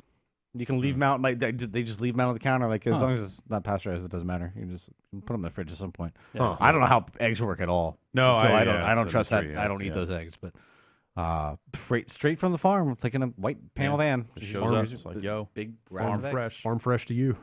The chicken's in the back of the van. Probably. Yeah, There is a rooster in our neighborhood tied up on a little string so it can't go anywhere. Good. Like out in somebody's front yard. Every fucking 6:30 in the morning, I started hearing Yeah. roosters in the middle of downtown, like East Oakland. Like, yeah, that's what we're they in do. West Oakland, there's like a farm like a block away. They've got sheep, they've got chickens, and it's all fenced in. Yeah. So it's like, why is there a farm here? I don't understand. fresh eggs. But My understanding was that chickens in the city was like a gentrified like hipster trend for a while. these good are. This song. is right next to the drug house. But yeah, I believe there are love some people that Chickens certainly in the city. came by their livestock honestly as well. Yeah, no, this is right next door to a very clearly a stash house or of some sort. There's a Yeah. lock and a chain and a padlock around the front door going through the mailbox, so it locks on the outside, so you can't unlock it really Oh, quick. okay, yeah.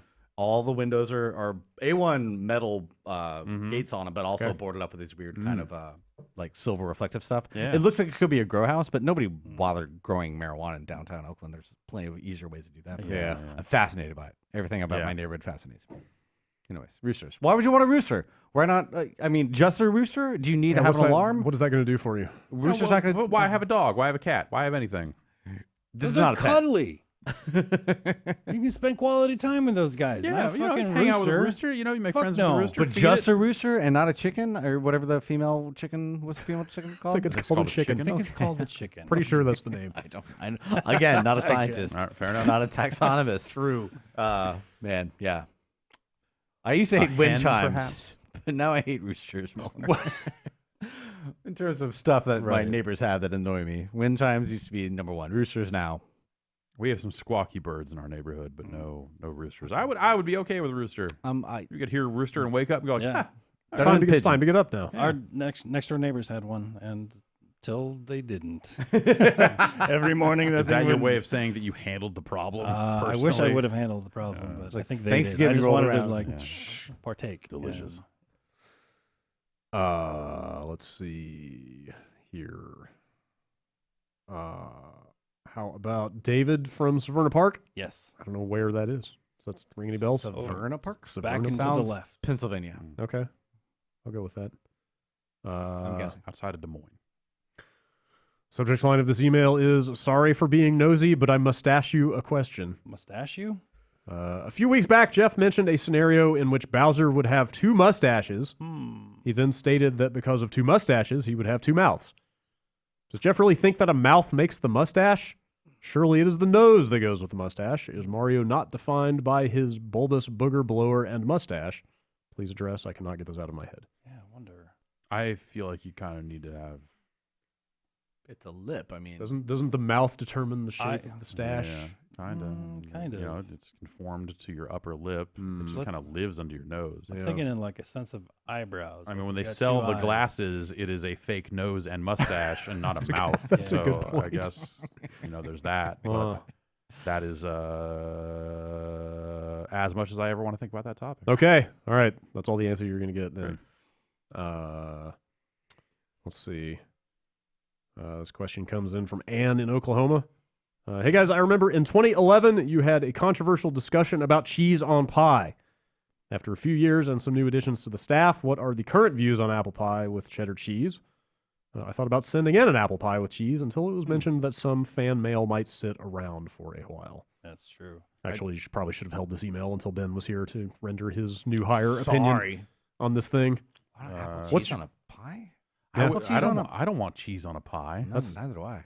Yeah, I that's don't just want butter on a steak. I don't want cheese on a pie. sliced cheese on apple pie. That's a big thing. I could. A big Totally thing for try who? that. Why? Why? I like fruit and cheese together. Yeah? So I'm not really. It's like a fruit and cheese But plate. an apple pie, like, is that's a different kind of flavor. Yeah. Like it's Doing not nothing just for the straight up texture. apple. Like it's super sweet. yeah, very sugary. Yeah, I don't know. Get a little bit of tang on there, a little salt and What are you talking about? savory. Yeah, all right. It's kind of, it's like the sharp cheddar. I hear you.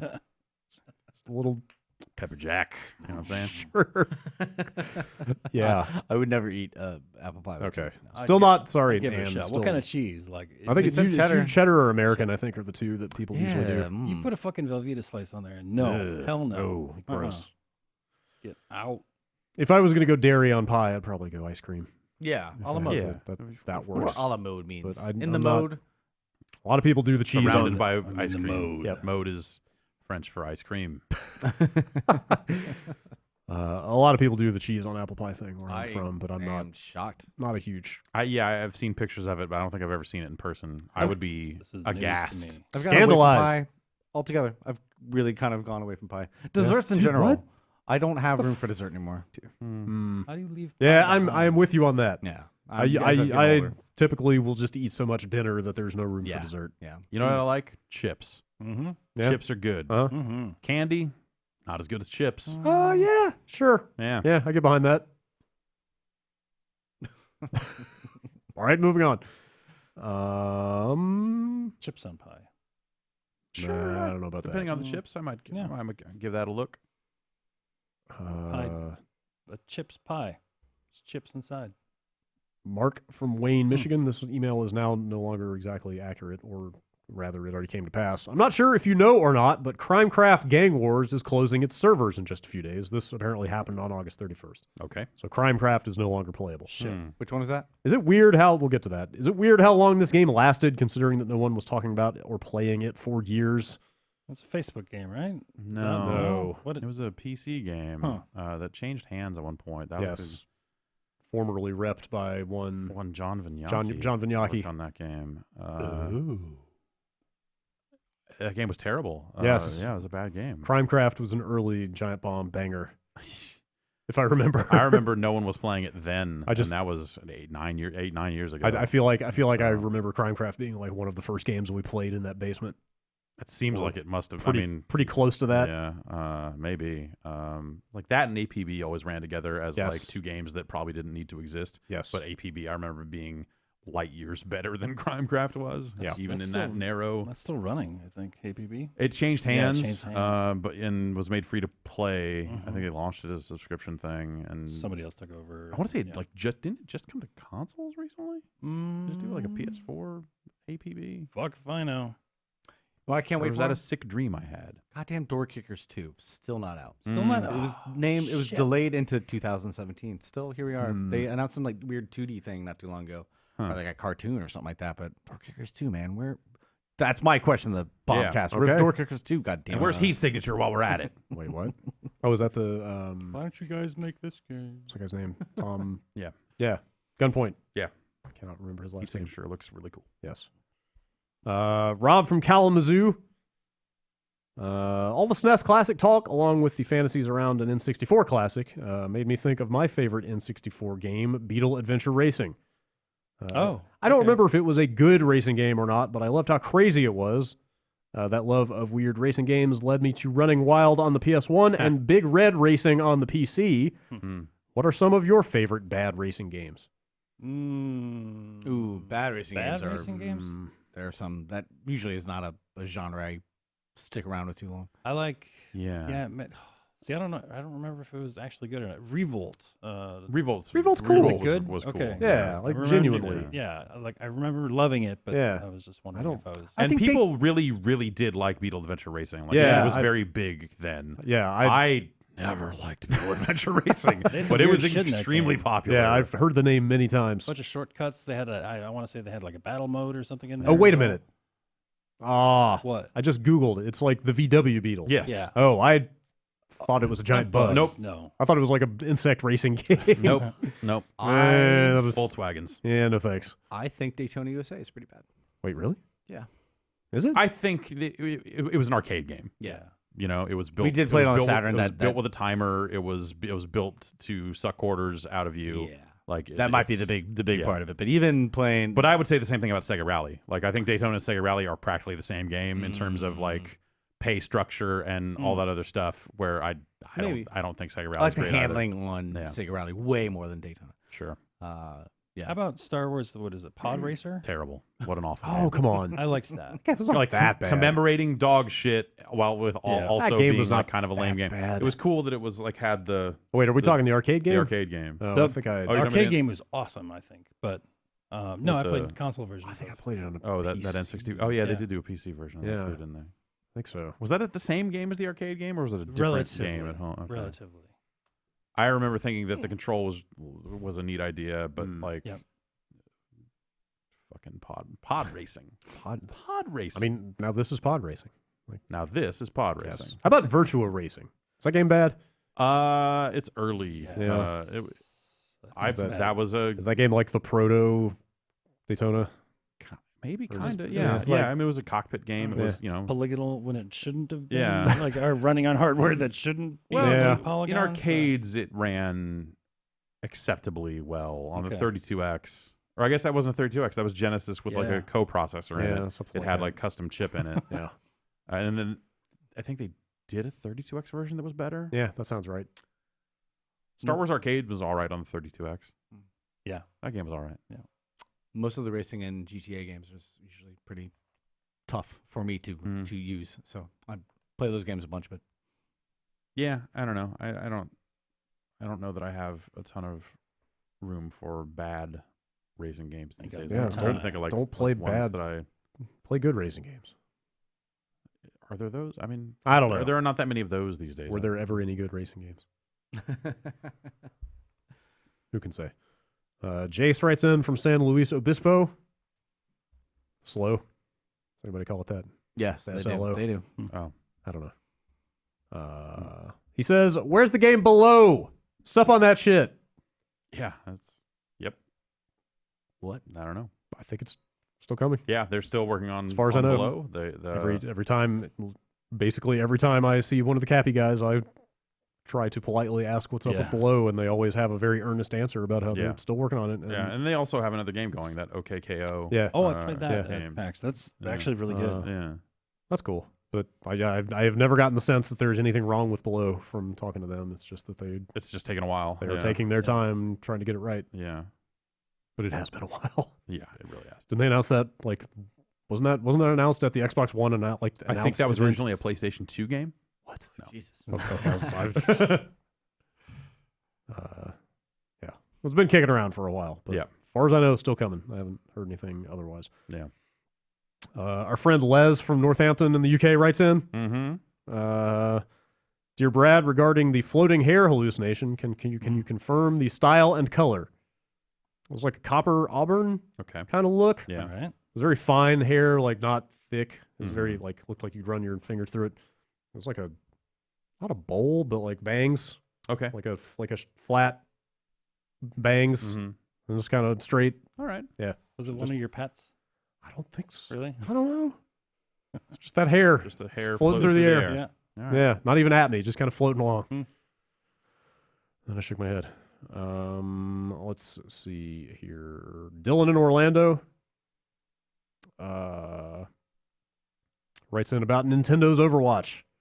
With character classes, weapons, and environments being introduced in Mario plus Rabbids, what are the chances we see a class-based multiplayer shooter with Mario characters? It's close to 0. Really? Yeah. You think? They've got Splatoon. Like I don't know, man. Like, I know that's not really class based, but it's like weapon. It's kind of. I did like that story though about Ubisoft. Like, how do we get Mario to have a gun? And they just said they went over and asked him and had it made it look cool. Yeah. Like, yeah, sure, whatever. Yeah. No, well, I alright. think they also said they made it look like not childish, but like whimsical. You know, Okay. like they did have to make it look like it wasn't going to do any serious damage. Yeah, if you were looking at like Mario pulling the trigger on a realistic pistol, like it's just not going to happen.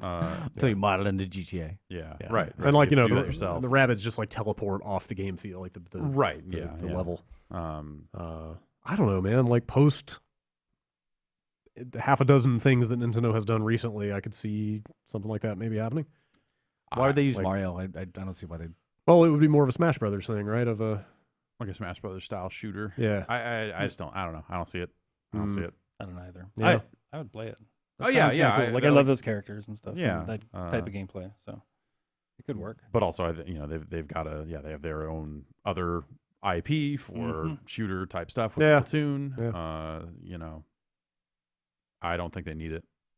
They got to come up with something though, because Got cash. First- Do they though? I mean, Yeah, but here's like- what they could come up with. 100 Goombas. It's a new Mario fly over Tennis. an island. okay, Like, all right, that's there, done. Okay. We made another Mario Tennis. a new Mario Golf. Like, we made another Mario Golf. You know, I mean, there's so many things they've done with Mario that Mario they have not Strikers. revisited in a very long time. Here's the thing though, we're gonna get out of the first year of the Switch with a new Zelda, a new Mario, and arguably kind of a new Mario Kart all Right. coming out. And there's one of two things is going to have to happen. They are either going to have to come up with a bunch of other new games, or they're going to have to go back on this thing of only making like one Mario per console. I feel like that's never been a Because stated thing from It's them. definitely not. you know? Like if they want to make a second Mario before this thing is gone, I mean, like, Galaxy that's fine. and Galaxy 2. Yeah, I mean, exists on yeah, the I guess Wii, so. I you mean, know, like, sure. New Super Mario. Yeah. Brothers, yeah, newer and Super as well Mario. as the There 2D is- stuff, which newest. But- maybe a little separate, But even then, like it feels like those would probably come in at the tail end of the Switch's life cycle. potentially. So sure. like they've got a lot of years to fill with this thing where they need to come up with some stuff, right? Yeah, but I would expect with them launching with a Zelda and a Mario that we would definitely see another, at least one of those two that we think of as a mainline Zelda or Mario game on the Switch. Think so? Yeah, I don't think there's a reason. Yeah. I don't think they've stated like, oh, we Yeah. only want to do one per console. Like, there's plenty of reason to do. But yeah, more. I'm not saying they've ever come out and said they were going to do it that way. Yeah, but, with them launching with both, I think there's every reason to believe that they would at least make one more. I guess it could totally be a Twilight Princess situation of that thing straddled two consoles and then they made another one just for that platform. So yeah, all right, I could maybe see another Zelda coming But like in along. terms of just like, existing franchises and stuff that it'd be fun to see them bring back. I mean, they have a ton of stuff that they could lean into better. They've been better in the last handful of years with stuff like ARMS and Splatoon, kind of coming up with new stuff with its own weird style that doesn't necessarily feel like it lines up directly with every other Nintendo thing. So they're kind of branching out with that. Yeah. Yeah, I don't know. I think they've got a lot to pull from if they want to. Let's see. Chris from Chicago. I've been watching some retrospective videos about the gaming industry from 2013 to 15, and I realized a pretty big trend. Publisher-held review events keep coming into the story, whether it was MGS5's 40-hour blitz to beat the game, or the Master Chief Collection and Battlefield 4's local multiplayer, covering up the horrible online issues. They seemed to be all the rage for publishers to cover their game's fatal flaws and give them artificially higher review scores. However, His words. Not ours. that is certainly a topic to be discussed. Yeah. However, I haven't heard anyone talk about review events recently. What happened? Did reviewers stop going to them because of consumer backlash? Did they just fall out of vogue? Or have there been fewer problems coming out of them and they're still just as common? If you think about the timing, well, I think a few things happened. There are fewer print publications now, so fewer long lead outlets out there to need to be serviced with a review earlier than typical. So that's changed that bit of the cycle.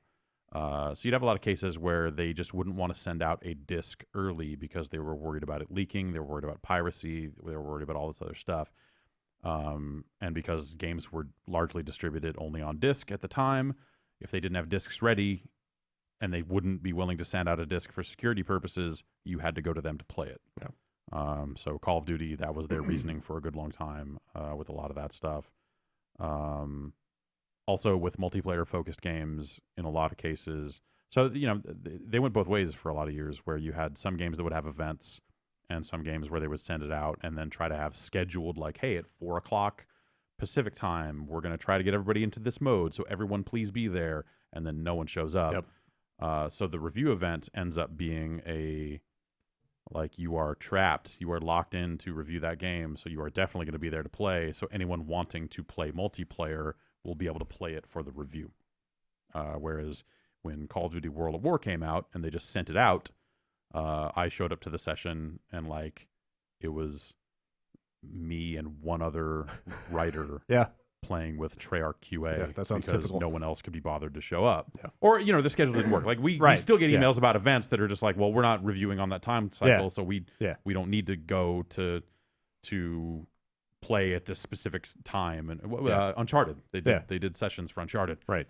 But I didn't do those pre-release sessions. I just played it after it came out. Right, exactly. And that's tested the multiplayer that's that fine way. too. Which that's how I played Titanfall 2 at an event and then did not run the review until I had played a sufficient amount of multiplayer on a real network. And I think I actually ended up playing through the campaign again because I enjoyed it.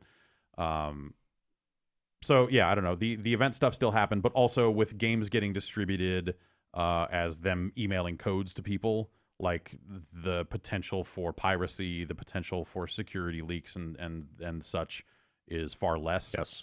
We did not get invited to the Call of Duty event last year. I didn't know there even was one. But they sent me a code for the game prior to release, so I was still able to play a whole lot of it without having to go to some hotel room. Yeah. So even they're changing some of their ways around how they handle those events. It's interesting to see some of the Destiny 2 coverage that's up. I know Polygon ran a review in progress based on an event they went to that, from my understanding, was definitely not billed as a review event.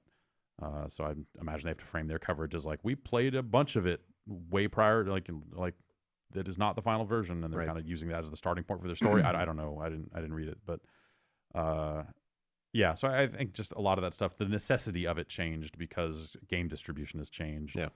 And so you see less of it. I think it's a great expense for publishers that most of them don't have the money or interest to put together anymore. Yeah. But there was always value in them for the most part. But you would end up with some cases like it was Battlefield 4 that launched alongside the Xbox One, right? Yes. So that was the review event where they had everybody playing on a LAN, and the game would crash at the end of every match at the event.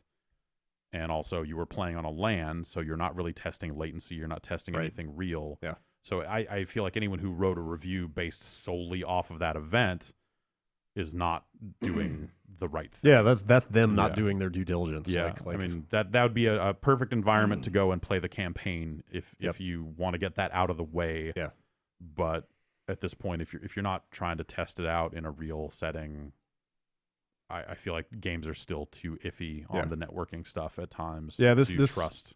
This email envisioning some grand conspiracy on the part of publishers to use these events to cover up massive multiplayer flaws. It's less about that, and because they're planning the event months in advance. They don't know where the game's going to be at that moment, or how it'll run on a debug versus how it'll run on. It's on the people doing the reviewing to do the due diligence and play it in the real world and make sure it actually works for real. Yeah, definitely. But just those events are just way less common than they used to be in general. There are a few games that warrant the. That's kind of what it always came down to. Is does this game really rate? Yeah, 2-3 days out of the office. Yeah. I went to a handful of the Call of Duty events. And like I said, the truly useful thing for that stuff was it was hard to get enough people in the same, prior to release, it would always be very hard to get enough people together to see any of the multiplayer. So having everyone basically practically sequestered somewhere away from their fucking families, locked in a goddamn room, that was still the most effective way to see like a full multiplayer game, or hey, let's play zombies, or this other obscure unlockable thing, or it just ended up being useful for that stuff. But it was still on the individual reviewers and outlets to decide if that was enough for them to run a review or not. There are plenty of people there that were like mainstream newspapers and shit that like they don't, the review's not going to cover if the online works at launch or not. That's not their beat. So I'm sure they could write whatever the fuck and be fine. It's like, I'm writing a review for Playboy. It's fine. But yeah, we would typically want to see way more of the game outside of the event. Yeah. And the event was just kind of like it's a good way to get started, but we're going to still check our work with a retail copy of the game. Yeah. And in some cases, also a good way to make sure they sent you the game afterward. Yeah, you definitely run into some cases where they were like, oh, well, we only want to send the game out if you went to the event, which is the most backwards fucking thing on the planet. I never minded those why things. we didn't have Battlefield reviews for a couple of years because they just wouldn't send them. I think I went to one or two, but they're mostly here in the city, and I just like getting a free sandwich. The one Nice free sandwich. Yeah, I mean the ones that are like Roy can be bought, cost free sandwich. Those hotel food's pretty. That's your price, huh? I know, that's all I want. It's like turkey and Dijon will get you a 7, but like a brisket. Good now. hot dog, In a lot of cases, like I know GameSpot probably still does this, but like when these events come around, they'll try to send multiple people so that someone can start capturing footage for like a strategy guide or some other stuff like that too. There definitely ways to milk it for a lot if you're in the business of doing more than just a review, then there's that too. Yeah. Which, sure. All right. Last email is from Stanton. How many unarmed men would it take to kill a full-grown rhino? You have unlimited people you can throw at your gray opponent. What tactics can you come up with to ensure the least casualties possible? I feel like this is like every third Steam game being released right now answers this very question. Apparently I'm behind on my Steam releases. No, Steam trends, man. You gotta keep up. Yeah. Man, that took a lot. Yeah. Probably have to. I think you'd have to build a trap. You think the entire staff of this website could do it? No way. No way. Nine? What is that? Nine people? I think Counting Rory? Not even close. Well, I'm the weakest one, so that wouldn't be much help. I'm like, but maybe the smartest one. So you might be able to like guide from the shadows. Go, just try to break his neck. Grab the horn. Just hang on to the horn. That's pretty accurate. That's how it would go. I think it depends on if you. I don't trying to cudgel it to death, like beat it. No. Specifically said unarmed. Not even sticks. So you're Yeah. basically punching it until it gets. I don't see how any number of human beings could kill a rhinoceros with enough. their bare hands. With enough, If you could get it down, you could cloud its eyes and it would bleed out. Well, eventually. Or why stop at the eyes? Just keep going. Well, yeah, if you can get more, but I'm saying the eyes would be the weakest spot. Sure. Because a rhino's skin is not weak. Yeah. Yeah, I don't know. That'd be. I would say at least 20. Yeah. With significant number of injuries involved. It would take a long time. You just gotta knock it over. Don't they have trouble getting up? I don't think it'd be easy to knock over though. Also, I bet if you knocked it over, it would be kicking around like crazy and become a very hard thing to kind of control. Baby steps. Yeah. Baby steps. But you'd probably still have One to take thing it at off a time. its feet. We'll deal with the feet once we knock it over. I think all all 4 of you us just can need do it. one person to run out of the room and lock the door, and then let it starve. Yep. Okay, yeah, There you go. that's I I solved the problem. That's your emails for the week. sure. Yeah, that's probably the right reaction. Bombcast at giantbomb.com. Yeah, so with Ben out today, you are going to table the call-in show. We're I gonna believe. table the after show for this week because Yeah. also my voice is fucking thrashed. Yeah, you can kind of. And I have to get 2 support emails, unfortunately. There's a definite like uptick in sickness and Busyness. hoarse voices and level of fatigue after a PAX. Yeah, I slept a lot this weekend. People but coming out of there. I still feel tired. I feel Yeah. tired and hot. I mean, it's Yeah. hard to sleep when it's. But yeah, we'll get back to the call-in show next week when my voice is in slightly better shape. Do you guys have a name yet? No, Yeah, still working on I it. feel like we have to figure out one before we can break it out into its own podcast feed. Okay, you got some time then. Yeah, so we got Yeah. probably about a month or so before we can, before we have to really lock it down. Yeah. We'll do that. And also, thanks to everyone who got in touch about my wife. I mentioned it on Twitter, but a lot of people won't see that. She's fine. Yeah. We're very happy about Yes, that. for people that don't People don't Keep up on use Twitter. the Twitter. Yes. All good on the home Everything front. came out okay. Super happy about that. Benign. All Yes. that stuff. Very good. Yeah. Yes. Destiny this week. Yeah. Destiny. Yeah. We'll be doing stuff. We'll be catching up after Yeah. PAX, getting things back on track. I'm sure we'll do something with Destiny Yeah. in the near future. Yeah, we should check that game out. Again, premium sale going on until Friday. There's Mhm. also a new shirt in the store, which I'll put up a news story about. Which one's that one? It's the Circle Stars. Oh, yeah. Yeah, it looks Oh, that's cool. the I one hope I we that's the have. one I wore to the panel. You know what? Okay, good. My girlfriend was looking at our merch, our store the other day, and she specifically read out the description for that Circle and Stars Oh, shirt, and she said, "Who writes these descriptions?" I'm way better at writing merch. And I said, "I bet it's Matt Rory." way better at writing that- merch descriptions than I am. Is that accurate? Yeah, I do. I do. Almost all this. The Big Long Murder Island was my favorite. She was just sitting there, and she was just like, "Do you like circles? Do you like stars?" Yeah. I was like, "Man, what a way to sell a T-shirt!" I think that was the middle of Friday where the heat was ramping up, This and I copy- was slowly losing my mind. This copy just writes itself. I don't even remember what I wrote. But yeah, so the sale will end on Friday. Premium, if you're not a premium member, check it out. We also have free trials. Again, if you have any trouble with any of this stuff, support at giantbomb.com. I will work the rest of the day until I get back to everybody who's written in. Excellent. And I'll try to check my PMs and bug reporting form and everything like that. But yeah, there's a lot of emails to get to, and I apologize for that. Cool. All right. Well, that's going to do it for this week's podcast. We'll be back with some more stuff later this week and another podcast next week. See you then. Yeah.